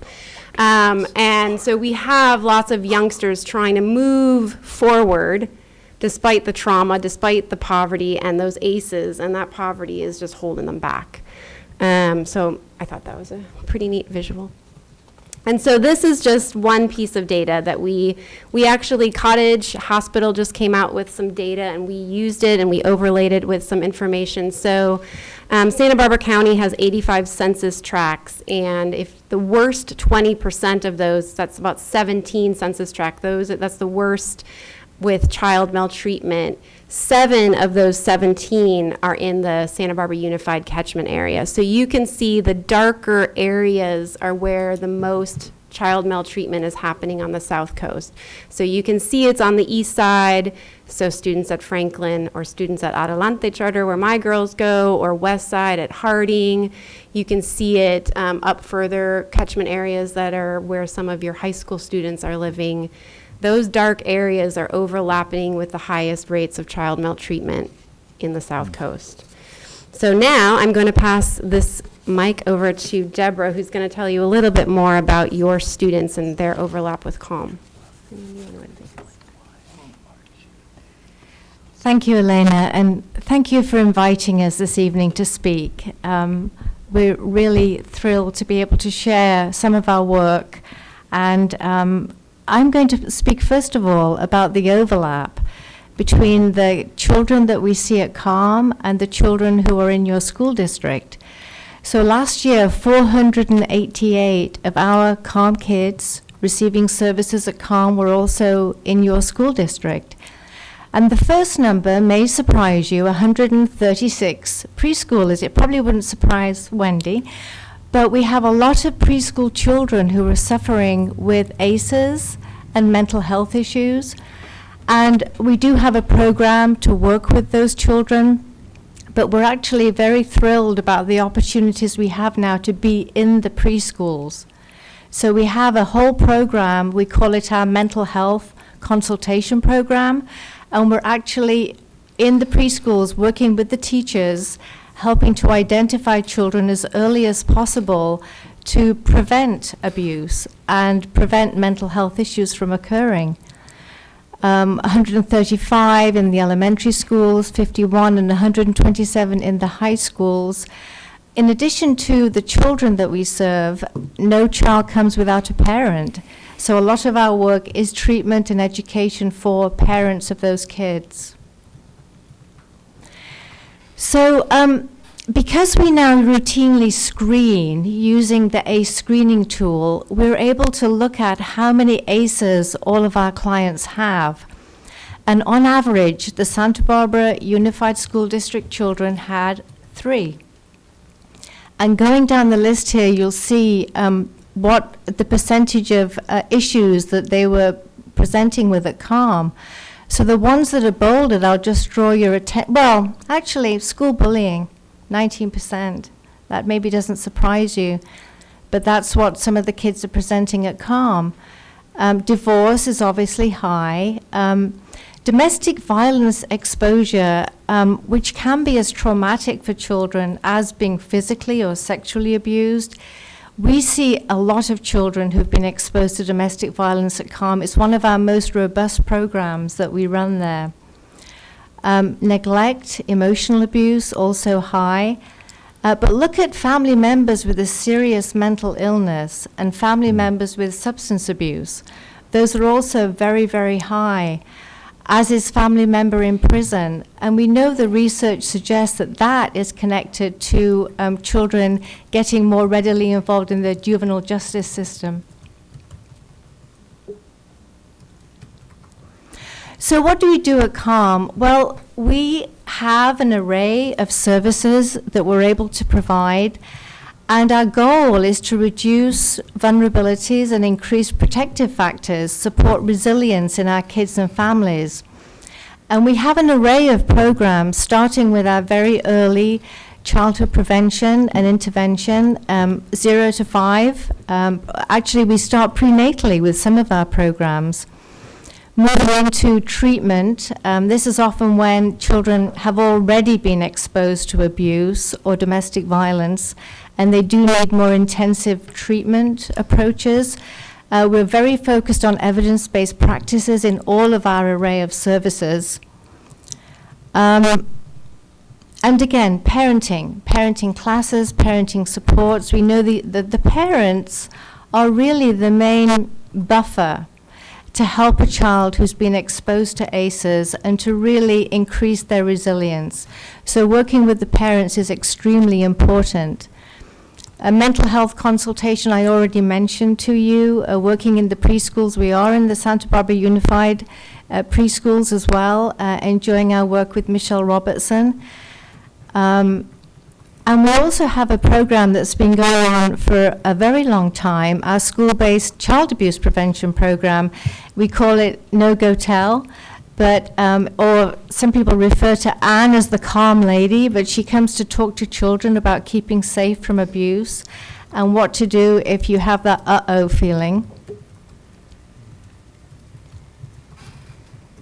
So the other thing I just want to highlight to you tonight is that we have an excellent clinical program at CALM. We do provide the very best evidence-based programs in our clinic, but we're also flexible. We go to the homes of families, we meet families at the school, family resource centers, in the community. So we do our utmost to break down barriers and make our services accessible, as well as assisting families with basic needs, concrete supports, which we know are very important in addressing ACEs and child abuse. So all in all, we're trying to protect protecting the most important relationship in the world. Thank you. Thank you. Board members, any comments or questions on CALM? Ms. Sims-Moten. I don't have questions, but I do have a comment.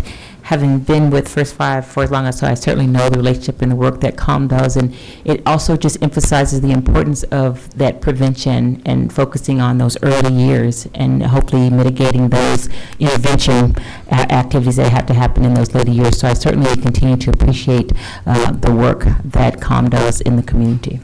Thank you. Ms. Capps? I echo that, I certainly do, and it's nice to hear this presentation. This might be a question for Mr. Turina as well, but well, I'm just curious if a teacher suspects that there's abuse happening, what are the protocols, and is that where you're involved, or is that, where does that lie, sort of, and what's the procedure at this stage? All of our teachers are mandated reporters in regards to suspected child abuse, and they go through an actual online training of what to do, when to do, and that it's not, it's just suspicion. It's not any type of confirmation, nor are they try to do any confirmation of actual abuse, that if they suspect, then they should report. Classified as well, yeah. Not just our teachers, but our classified staff. Great, and do they have any sort of training of what to look for? Is that something that CALM provides them? Well, we do mandated trainings, mandated reporter trainings, and we work very closely with the Child Abuse Prevention Council and Barbara Finch of DSS. They also do them. But it's something that we can definitely, we're called quite often to provide these, and we're very happy to provide them. And also we can help explain to teachers that, first of all, yes, they're mandated reporters, but it doesn't have to be the scary thing that they may be anticipating. And we explain why it's in the best interest of the child, it's the law, and also that it can have a very good outcome, a very positive outcome for the child and family. That's often the worry. Mm-hmm. Mr. Paredes Ulloa? One comment I just want to make is I met with Ms. Walzak a while back, and one thing that she said that really stuck with me is they do a lot of the work after the abuses kind of happen or the ACEs events have already happened, but one of their main points of the work is really to do that prevention piece more than anything.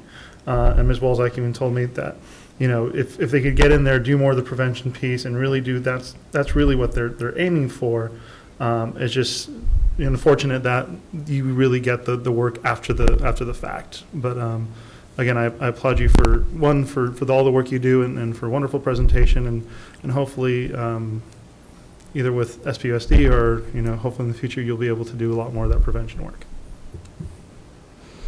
Thank you, and I'll echo everybody on that in terms of so appreciate the work that you do and the long history of CALM in this community, and we're so fortunate that you're here. So thank you. And Mr. Matsuoka? When I was in that early childhood summit in this room back in, I think it was April, so it's one thing to be a mandated reporter, but that's like the lowest possible level of identification, intervention. I've been pondering at what point do we train our staff about awareness of ACEs, and there's so much that our teachers are managing. It's not time right now to bring that, especially to our primary elementary teachers. But something I think about, I look at Dr. Wang, and it's like there's a capacity question around this. Like, if we bring awareness of this, are we ready as an organization to respond with support? And it's great to have you as a community partner, but when this stuff happens in the classroom, and it spills out in our classrooms, we've got to build the capacity before we start training our staff, because once you realize, I mean, in any given classroom in our schools, you could have 6 to 8 kids with 4 or more ACEs. And that awareness for a teacher, I worry a little bit about what that would do to a teacher who's trying to manage 32 kids. and then they know that kids have these deep issues. So it's a great question, but it's a hard question, and we have to have the capacity to support if we're going to bring training around ACEs. But after that presentation, just the deep clinical research across the country, it's like made so much sense. I remember when we did the survey in the room, and there were quite a few people in the room that said, yeah, I've got 4 more. This was the adults. No, it's pervasive, and I think the capacity issue is completely valid, and I just would say that if we can be of support or resource when and if it's the time is right, that we would be happy to be able to partner with you. And one of the things that we are starting is we are starting to embed in a pediatric clinic setting. So we're partnering with the neighborhood clinics and with the university. We're starting a research program to really look at embedding at those well baby visits. And we heard the same thing. The pediatricians are seeing ACEs in those well baby checks. They know the trauma's existing in that family, but they don't have the capacity to deal with it. And there was some hesitancy. And so we've worked really hard with a private philanthropist as well as a foundation that's funding some seed funding to embed. We're going to have one of our therapists embed in the clinic and doing brief therapeutic intervention at the time of those well baby visits. But the pediatricians were really hesitant because they didn't want to start asking the questions, or they didn't want to know too much or open up anything with a family if there wasn't a response that could be given. And so that's been an evolution of few years to get to this point where we're actually going to go live with that in one clinic and hope that we see success and move it out. So I would just offer that if there are ways that the district wants to start in pilot sites, that maybe we could build capacity in waves and kind of build it over time. But once you open it up, you have to be able to respond, because that family is then vulnerable and needs support. So it's a real question. Thank you. Thank you. Good night.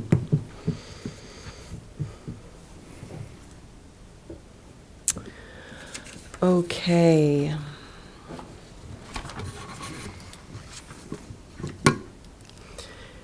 We are now on item H2. This is basic aid district discussion. Ms. Chate, I just want the board to know I'm looking at the time. It's 8:30, and so I'm going to keep monitoring that as we go along. And we may need to remove the last 1 or 2 items if this is running, if we run long on the next 2 items, which we certainly could. So, basic aid, Ms. Chate. Thank you. So we've been talking a lot about basic aid lately, and I'm sure that you've read the document, so I'm not going to go through every item, but I wanted to let you know that there's really 3 ways, 3 big ways that affect a school district and on their funding, and that's their property taxes, their ADA, and the COLA that gets put on to the state funding. So if any one of those change, it can go in either direction.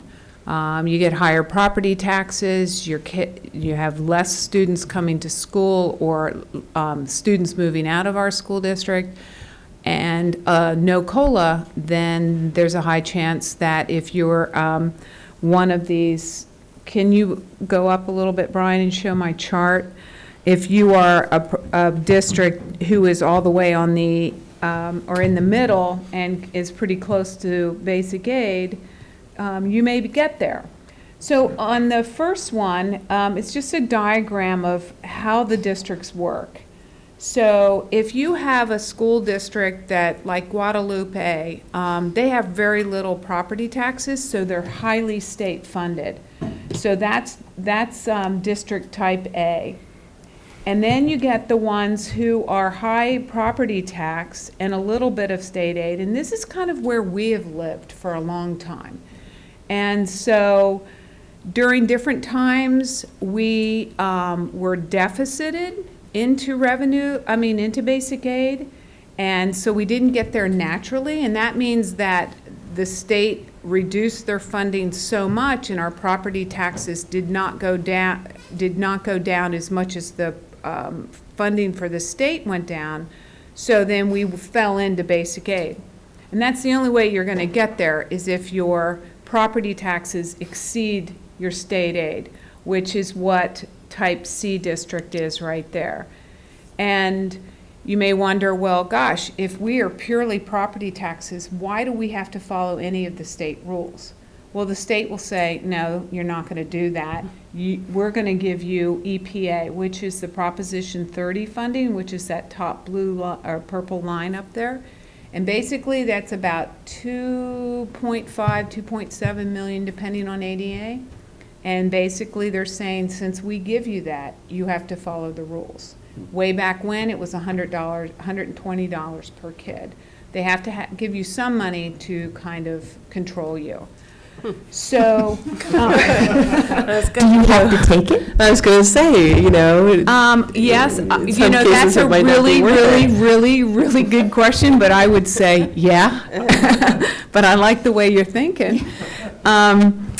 If we move on to the next page, so I go through each one of the type A and type B and type C, and I give you some examples of that. Now, the type A districts, which is the first one we showed you, which was heavily state funded, chances are they're also heavily concentration in supplemental, which are the other amounts. We really wouldn't get supplemental anymore, but if you look at it, it's part of the funding. So just because it's now a property tax bucket, it's not like, oh, well, we don't have to do supplemental funding anymore. We don't have to take care of our unduplicated pupil count. That's not the issue. We have to still pretty much do what we've been doing.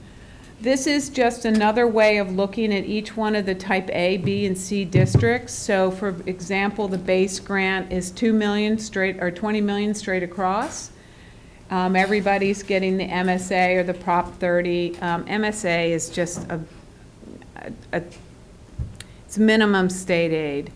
So, and then there's the EPA, which is the Economic or Education Protection Act, is where they give you the money that is on Prop 30, which is the 1% on anyone who makes $250,000 or more. That property tax just got extended. That was Prop 55, I believe.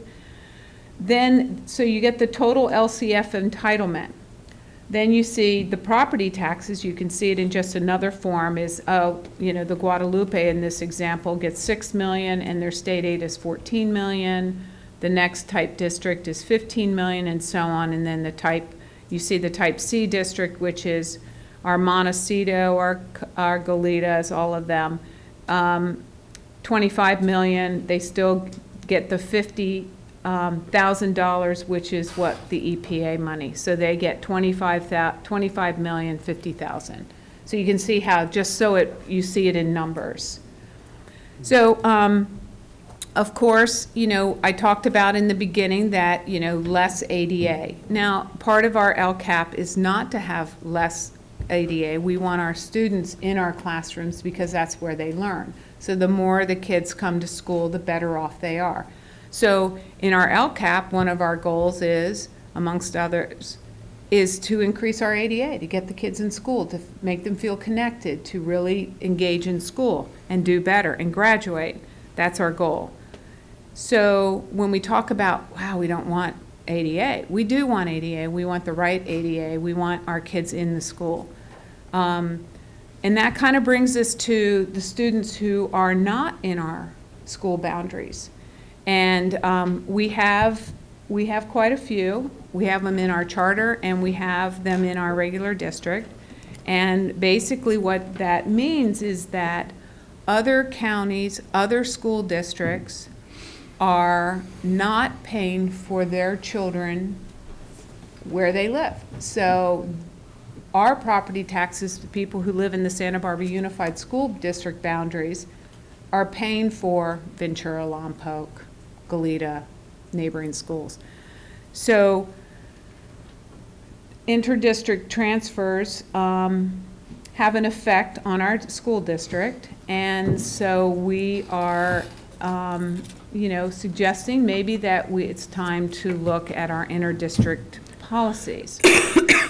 I know that there's some talk out there about, well, we've been in basic aid before, and we changed our inter-district transfer policy, and then we popped out.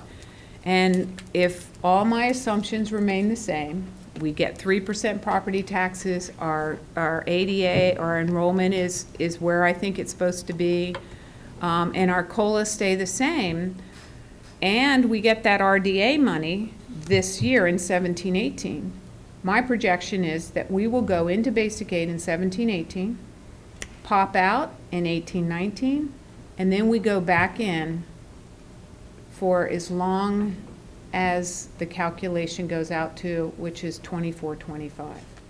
Now, are we going to be $27 million or $27,000 per kid in the next couple years? No, it's going to be teetering, and that's not a fun place to be, to teeter back and forth, or to, if one of those items change, we could go further in or pop back out. So it's going to be a ride for a little bit, but I'm thinking that we'll approximately be about $3 million into basic aid by 2020, 21, 22. And then after that, we go deeper.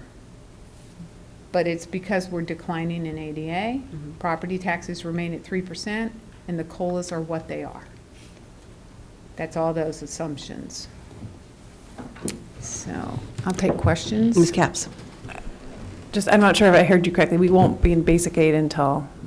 No, we'll be in basic aid in 17-18 because of the RDA money. Right. And then we pop out, we come back into LCFF because we lose that $2 million. That's like a one-time. There will be property taxes because the people will be paying property taxes, but not, there won't be another $2 million, you know. It's one time. So we come out a little bit, but we may be in it because of the property taxes. If the property taxes go up to 6% and we stay flat in our ADA and the COLA doesn't go up, we could be in next year. It's going to be, it's just going to teeter here for a little bit for the next couple years.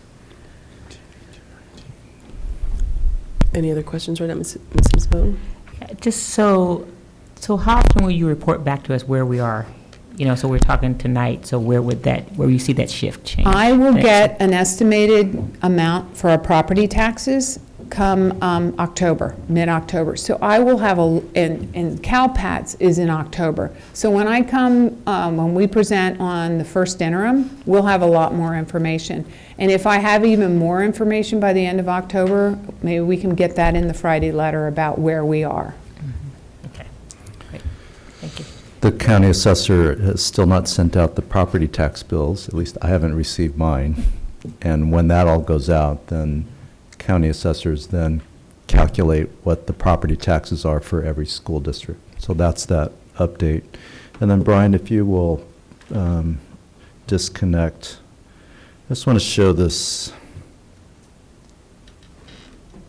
slide. To that question about, you know, what happened in 08, 09, 010, how did the district back into basic aid, and then we went out of basic aid. I just want to show you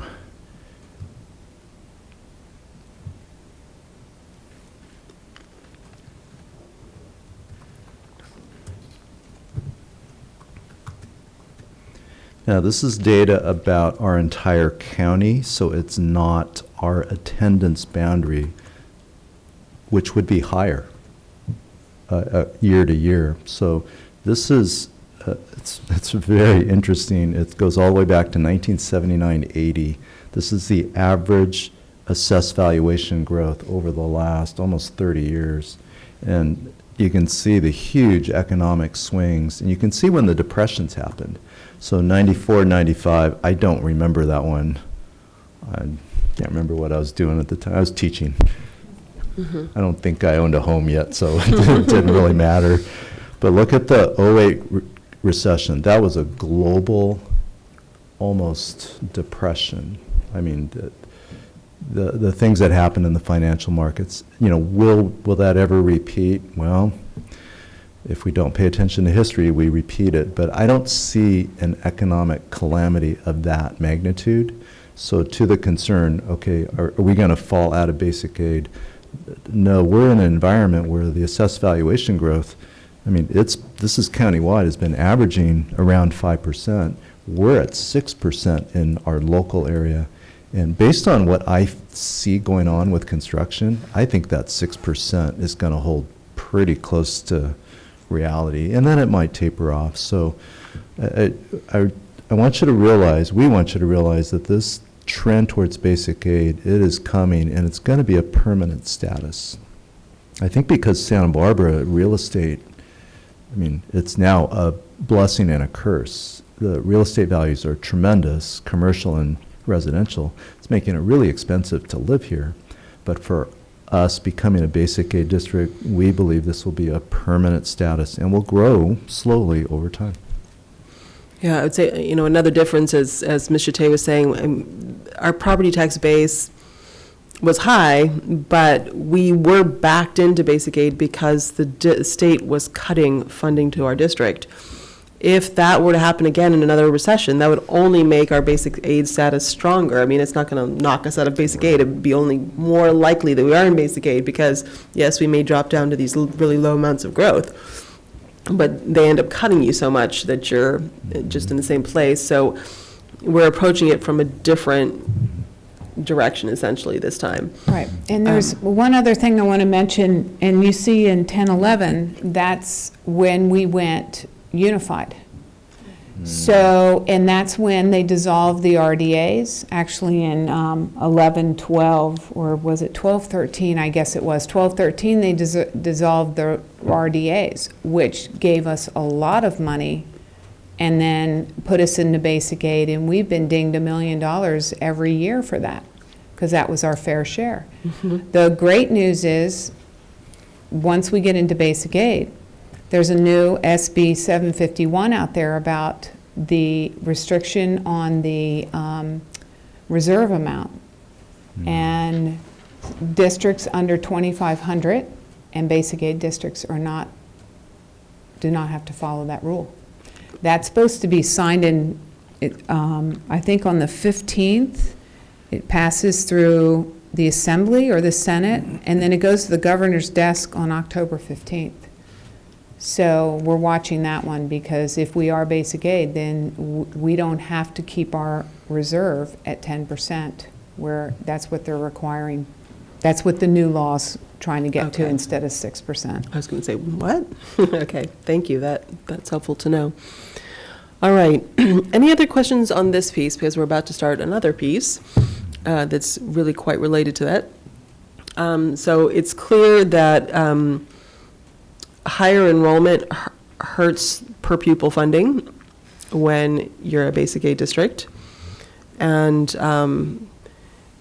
let's move now to H3. This is first reading and discussion of Board Policy 5117, Interdistrict Attendance. This is a document that we look at every year because there have been changes every year. And this year will be one that I know that they're proposing more major changes.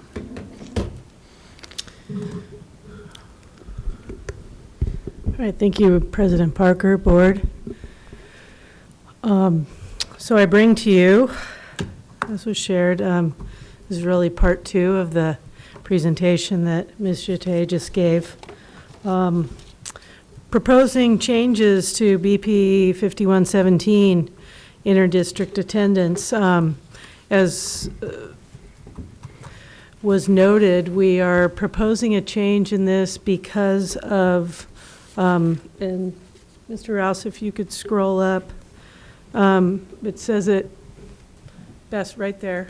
Because of negative fiscal impacts, we're proposing that no new interdistrict transfers be accepted as of, and really that month and date would be, if the board chooses to approve this board policy, it would be effective that date. Except as noted in a separate board policy that I'll bring to you later. But we have a new criteria here for you. I do want to say currently we have 212 students on interdistrict transfer, grades TK through 12. So I do want to read through the criteria before we launch into questions and discussion. So the criteria and the would be one or more of the following, and the cabinet grappled with this, I think, at least 2 sessions, if not 3 sessions. I sought input from district's legal counsel on this. So there was a lot of thought and conversation and disagreement and wrestling that went into coming up with what we're proposing to you now. First, and importantly, the students who are children of our district's employees. Second, students who are children of employees of Santa Barbara City College. This is a holdover from our existing policy, and that's because we have an MOU with Santa Barbara City College. Currently, that's a handful of students. It's actually 6 students this year who qualified under that. 3, to allow the students to complete a school year when their family has moved out of the district during that school year. That is also a holdover from our current policy. What that means is if, for example, a family moved to Lompoc in January, the child or children would be allowed to finish that school year in our district. 4, when the parent or guardian provides written evidence that the family will be moving into the district within the first month of the school year. So, for example, a family brings in paperwork showing that they are in escrow and that escrow is closing on September 1st, then if they are currently living outside of our district, we would grant that transfer. Number 5. This is the one we grappled with probably the most. To allow the student to remain with a class promoting that year from an elementary school, so rising or entering 6th graders, or graduating high school. And California Education Code actually states that any student who is currently with you must be allowed to finish high school in their school of attendance, and that applies to 11th and 12th graders, so anyone entering 11th or 12th grade. Number 6, when the student has a sibling who has qualified under number 5 above and is a student in the same school as the student meeting the criteria number 5. So, for example, an incoming 6th grader with a 1st grade sibling. The 1st grader would be allowed to remain in the school so as to not split the family up. But then once the 6th grader graduates, that 1st grader would no longer be allowed to remain in the district. And number 7, and this one is our legal counsel recommended we put this in. And this applies to, I won't read the whole thing, but extraordinary hardship if there was a denial of the transfer. And if we go down here to the bottom where it says, absent such dire circumstances, inter-district transfers will not be granted, and then it delineates those specific things for which it will not be granted. So these really dire circumstances apply to situations where, for example, a student has a severe medical condition that's being treated by a doctor here in Santa Barbara, and it's essential that that student attend school near where their medical treatment is taking place. Mr. Rouse, if you'd scroll up a little bit more. We added the city, go a little bit more. Keep going. We put this piece back in, as Ms. Parker noted. We make little changes to this policy every year. A couple years ago, we took out the need to be renewed annually. We're now putting that back in. And so that piece is in there. So at this point, I think we're ready to take questions and comments. With the board's permission, I'm going to kick it off since I'm curious about some perspectives from the past. Yes. So when we went through this process a number of years ago, and first closed to interdistrict transfers. We had over 600 students in the district that were interdistrict transfers. And at that time, I mean, it was the middle of the recession, and it was literally keeping those students meant laying off staff, people losing their jobs in our district. It meant that we couldn't provide instructional services to the same quality for students that lived within our district. And so the board at that time made a really difficult decision to send those students back to their home districts, with the exceptions of those going into 6th grade, 8th grade, and then graduating from high school. When we reopened to transfer students, we were very tight in the first years about the number of students that have come in, which is one of the reasons why we're only at 200. And so I think I want clarity that you are not suggesting that we send away these 200 back to their home district. Because it doesn't, this says for new, it says for new interdistrict transfers, but then you're also saying that they need to be renewed annually. We actually are saying that with the exception of those, and if you'll scroll back up, Mr. Rouse, with the exception of those who meet this criteria, that yes, we would be sending those back to their school of attendance. Now, I do have some data here for you in terms of hardship and distance and so forth. Currently, of our 212, 16 are in our Goleta Union School District. So these aren't folks living in Ventura, Oxnard, or Lompoc. 14 from the Hope District, 52 from Carpinteria. So really, we're looking at local folks who are, you know, in some instances going to schools that are closer, or asking for transfers that are schools that are actually pretty close to where they live, but are in a different district. Well, for me personally, I mean, one of the reasons why the previous board made that language tight originally for the interdistrict transfers was so that we didn't send school kids away again. And so I would prefer that there be language in there that makes clear that current transfer students could stay through the end of the grade level of their current school. So 6th grade if they're at elementary, 8th grade if they're at junior high, 12th grade if they're at, if they're at high school, if they're current transfer students, so that they can finish their schooling at the school that they feel a part of.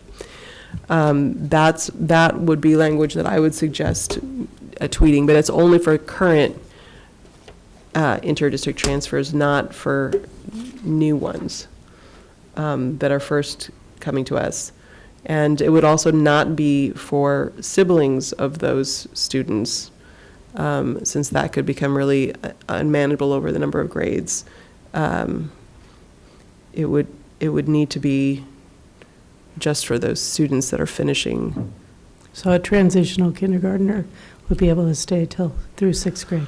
Well, that's a question. I mean, if TK is considered completely part of, but not a preschool. I don't know if we have preschool transfers in, but I don't think so. Okay. Can I ask a clarifying question? So if we're not getting funding for the TK because of the age, does that constitute the grade level? Good question. I think I'd probably want more information on that, because I don't know how, I don't know how expensive any of that is. In fact, I don't know if, I assume all basic aid districts are running TK, but I don't know if it actually makes financial sense to run TK when you're, but I suppose Ed Code requires that you do it. It does. Okay. Other comments, Ms. Capps? Yeah, I had a question, and this rationale is very well thought through. You can tell that a lot of time was spent on it, but I'm curious of the 212, how many would qualify currently? It seems like these are students that you probably know personally, through reviewing these previously, I'm just curious, if it feels to me like it would be a majority, but I'm wondering if you've done the analysis or if that can be done if it hasn't yet. Well, the 15 currently in sixth grade would not be allowed to stay. The 19 who are graduating will be graduating, that's 34. And the eighth graders going to ninth grade, that's 11, so 45? So 45 that of that would drop 212? the enrollment of interdistrict transfers by 45 for the 18-19 school year, is that what you're saying? 56. If we implemented number 5, we'd have to check on the sibling. We would be keeping 56 students out of the 212. So you can see it's like almost the complete opposite if we do the language that I'm suggesting versus the language that's up there. Well, I appreciate that but that doesn't, we don't know the other factors by which they could qualify if they're. Right, we don't. True. So of their parent could work of that there. 45 who would exit based on Ms. Parker's plan, we don't know how many have parents who are district employees, Right. city college, et cetera. So Is that possible to do? I mean, we don't need to go pupil by pupil, but it seems we're not talking about that many students. we could look at how many qualify under this criteria versus what Ms. Parker is proposing. Mrs. Moten? And my question is, so when would this become effective? Like, would they be like mid-year now or starting 18-19 year? From here on out, from whatever day you. But were to I approve think what this she's getting policy. at, if you have a 17-18 interdistrict transfer, you're good through 17-18. For the rest of this year. You're good for the right. rest of the year. However, if a student came to us from Oxnard and made an application, we wouldn't be granting that. Right, new ones, not, Right, but the new current ones, one right. would stay until. Ms. Capps? Again, I don't, in looking back when the board sort of tightened up, previously there was a fiscal number associated with that decision, and I'm wondering too, I mean, the rationale is fiscally based as we go into basic aid, but is it possible to have at least do some ballpark analysis of what this would be saving or preventing us from expending in the future years? I think that would be helpful for the public to understand. Ms. Jate is poised to answer. Yeah, that would be very easy to do, because we'd have to find out what grade level they're in, and then there's a dollar amount attached to that student. Great. But I also think it's important to remember that, as Ms. Jate said, it's likely that we'll be popping in and out for a couple of years. Right. And so that the number that you see will be an estimate. And it could be that, in fact, would be, revenue limit, not LCFF, sorry, flashback. You said seabeds. I understand that, but I think just Yeah. generally it's a really important rationale to be changing policy, because we're now moving to basic aid, and therefore each pupil is directly related to the property tax that his parents Yeah, pay. I do think that that'll be a really important thing for the public to be able to understand. Yeah, Mr. Paredes Ulloa, any comments? No, just Yeah. along with what Ms. Couch just said. Yeah. Concern. We could actually equip you with a ballpark number, like our current LCFF revenue per student, it's about $10,000 per student. No? It's about 8. It's really that low? Okay, so it's 8. Basic aid means we'd be above that number, so it'd be like $8,200 per student that we would be spending to educate a student from outside of our property tax area. So that's that's the way to think about it. Yeah, that's helpful. So you can see that it adds up to a lot of money very quickly. I just personally feel like I hated, I mean, it was really awful to send students that currently were part of a school family back to their home district, and to do it abruptly. You know, they were able to see out the school year, but it was really traumatic. And I feel like we're in a financial position now where we can do it a little bit more gradually, to close to new transfers and to let students at their current schools finish their schooling there. I really feel very strongly about that. Ms. Parker, can I clarify? So you were proposing to allow the current transfers to stay, but to not grant transfers to any of their siblings who might be coming in? Correct. Allow them to stay through 6th, through 8th, or through 12th, depending on their level, but to not allow the siblings in because, you know, it just prolongs the whole thing. I just wanted to yeah. make sure I understood Yeah. that piece. So essentially, you're saying we're kind of taking out number 6 in your proposal. Yeah. Okay. But broadening the Number length that 5. students, yeah, it's really, Right. it's actually, it's sort of a medium level. It's saying you can stay until you're done at your school. Well, keep in mind that with number 6, that was always for a student, the sibling, it was always a student at the Right. same school. So if they're at the same school, they would stay at the same school. So this is just about not having new students start New in. kinders. Yeah. Right. Yeah. So if you were a 6th grader and you had a sibling in first, the 6th grader could stay but not go to junior high, but the 1st grader could stay till until 6th 6th grade. Yeah. All right.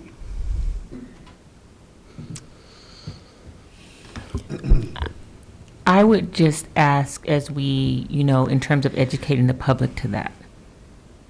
Because having been a parent that had that sudden thing happen, that's very traumatic, and I get it, and I understand the fiscal ramifications for it, but really being able to say it succinctly and clearly, even though the outcome is still, my kids may be split up, but I think it's really important if we have time to do that and make that a little bit more clear. I think that will go a long way too, as well, you know, as opposed to just here it is, even though it's gradually happening, here it is. But if we could have a longer period to be able to educate the parents and who's it's going to be impacted by, Yeah. if we could do that, it'd be great. Thank you, and we completely agree as we were talking through this. That's why we're bringing it to you now in September, and hope to get this wrapped up soon so that we can begin messaging before our transfer window opens December 1st. So that is the plan. Spend October and November doing a lot of communication. So I guess my question mark, and maybe I need to talk about this with Mr. Matsuoka, is when this comes back again, if it should come back at the next meeting or perhaps at our first October meeting. I would like it to come back maybe on an action agenda with revised language and then with the data that the other board members are asking for. I want to be sure that existing interdistrict transfer parents are notified that the board will be talking about this and that these are the possible changes, because they may be counting, you know, they may have a 3rd grader, but be counting on the kid going to, you know, one of our junior highs, one of our high schools, and that would be changing. And so I want to be sure that they have the opportunity to know that that's happening and to give us feedback as they see fit. And so that messaging, I think, is going to be important. And I guess maybe I'll talk with Mr. Matsuoka about the correct date for that to come back to us. It would be helpful for us, I mean, I think Ms. Parker has proposed a different structure. And, you know, we came tonight knowing that this was probably a very, you know, firm stance. But I also really want to, we really should listen to Ms. Parker's experience with this, because when you sit on a board and you have a room full of really upset stakeholders, you know, we have to weigh that. Your proposal, when I think about due process, the definition that we live with, proper notification and the right to be heard. I don't think we should adopt this policy too fast. And your framework actually gives families kind of like years to get ready for a change. The tightest window is if you were going into 7th grade next year. But here, you know, we debated this. Yeah. You know, you're going into, well, see, we're junior highs. A lot of partner or neighboring districts are middle schools. So they'd be dropping into, you know, a school environment where kids were already together 6th grade. So that's probably the one part of your framework that's, you know, it's actually, it's still challenging. Those are some families where we'd want to notify them, and we know who they are. But the rest of it, it's actually, for some kids, you have 6 years or 2 years. It's actually a much more gracious change. And then when I think about proper notification, you know, for some of you, you've got 3, 4, 5 years to figure this out. Yeah. It's just that, I would say, that window of the rising 7th graders, we'd have to communicate to them, and then giving them a chance to, you know, voice their perspective, and we will hear. Yes, we will. And I think it's really important that we create that space. If we move too fast, then we'll have a lot of really angry people. So, but at the same time, we're getting ready for open enrollment starting December 1. And in light of the basic aid trajectory, you know, we're asking you to adopt a change in policy because it's going to help our finances. But, you know, 200, I bet this change in policy will probably, I bet 10% will say, okay, I was thinking of moving back anyways. Educating 180 kids and then 160 kids. I mean, actually, with your tiered approach, we should actually run a spreadsheet that shows, based on our enrollment, how that's going to go from 200 and decrease year by year. I think we could actually build that projection. Okay. Yeah, I think that would be some good data. I think we're collecting the number of parents who have kids. We should present that data. We're collecting data about teachers at our charter schools. We haven't landed on a recommendation yet because Peabody teachers, they're not our employees. No, they're not our employees. This is for Santa Barbara Unified employees, district employees. Yeah. So, just to be clear, because they can put their kid at their charter school, but it's for district employees, so. Oh, good. I hear a policy. It's for district employees. Okay. We wanted to collect some data, but I appreciate that. Well, one of the reasons why we had Santa Barbara City College as sort of a partner district that is because they directly teach our students. Right. We have so many students doing dual enrollment and both on their campuses and at City College. That was a very direct link, which is certainly not true for the charter schools. So. All right. Okay. Anything else? Thank you. Do you have any other questions, Dr. Wayne? No, I took copious notes, and I'll be ready to bring this back with the information and the proposed changes. Thanks. All right, board members, it is, we've gone through H1 through 4. And we have a couple of items to come back to on the consent agenda, and it's 9:15. And so I am a little concerned about the time. Would it be best if we bring back items 5 and 6 to our next board meeting? Okay. Is that all right with staff? Then I'm going to, with the board's agreement, we will move H5 and 6 to our next agenda. And we are going to return to the 2 items on our consent agenda.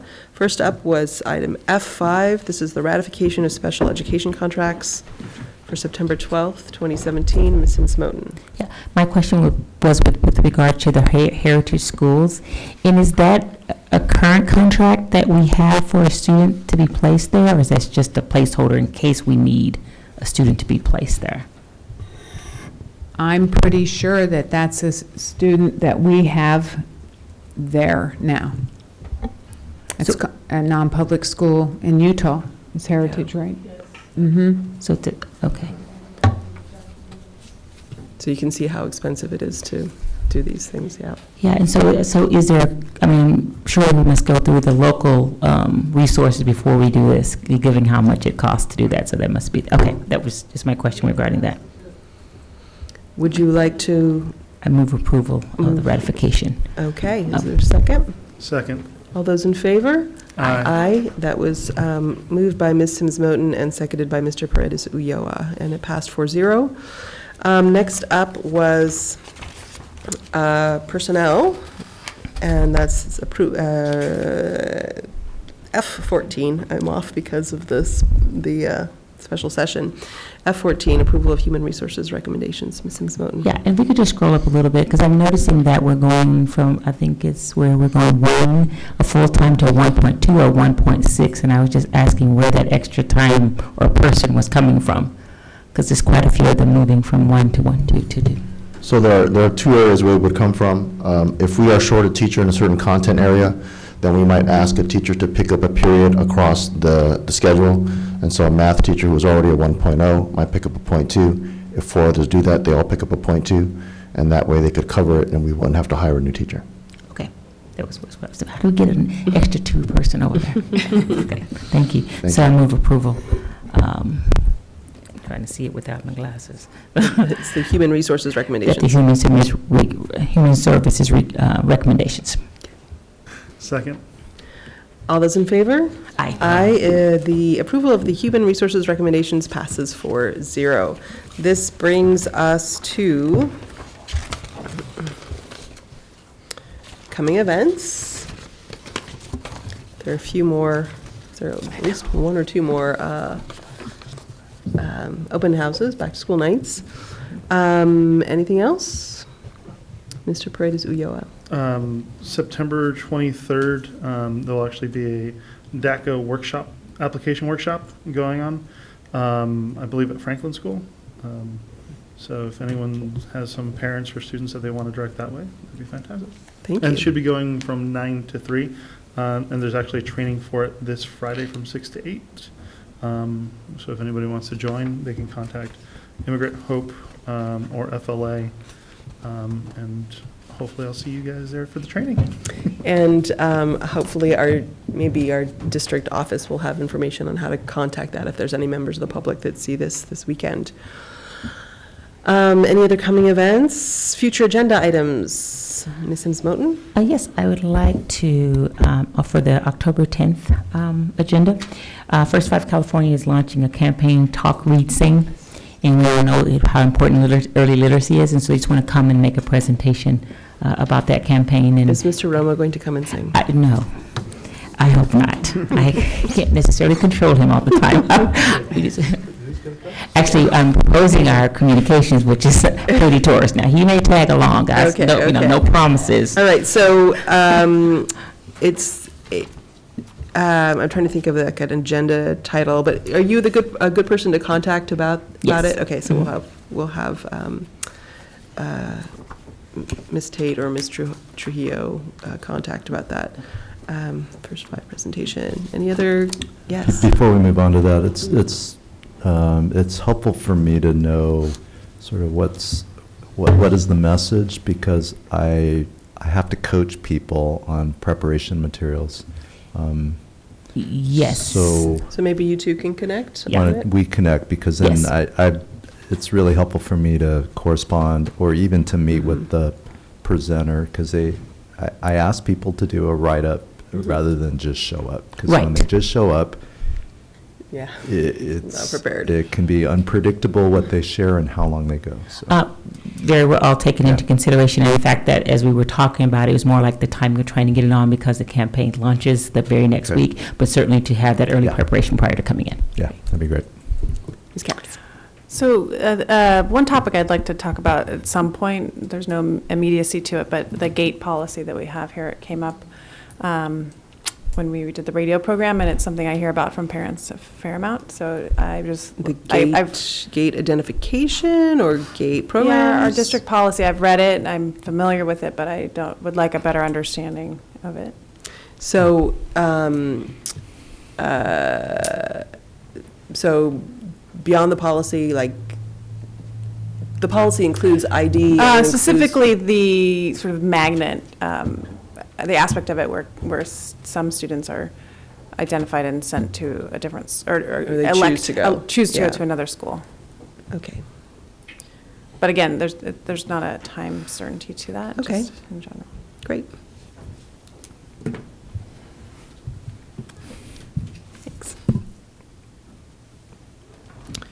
And that brings us to our next meeting, which is Tuesday, September 26th. And Dr. Reed should be back for that one. I don't know if anybody else will be out of town that time, except for Mr. Matsuoka. So we will see each other on Tuesday, September 26th. And with your permission, I am now going to move to item M and adjourn the meeting.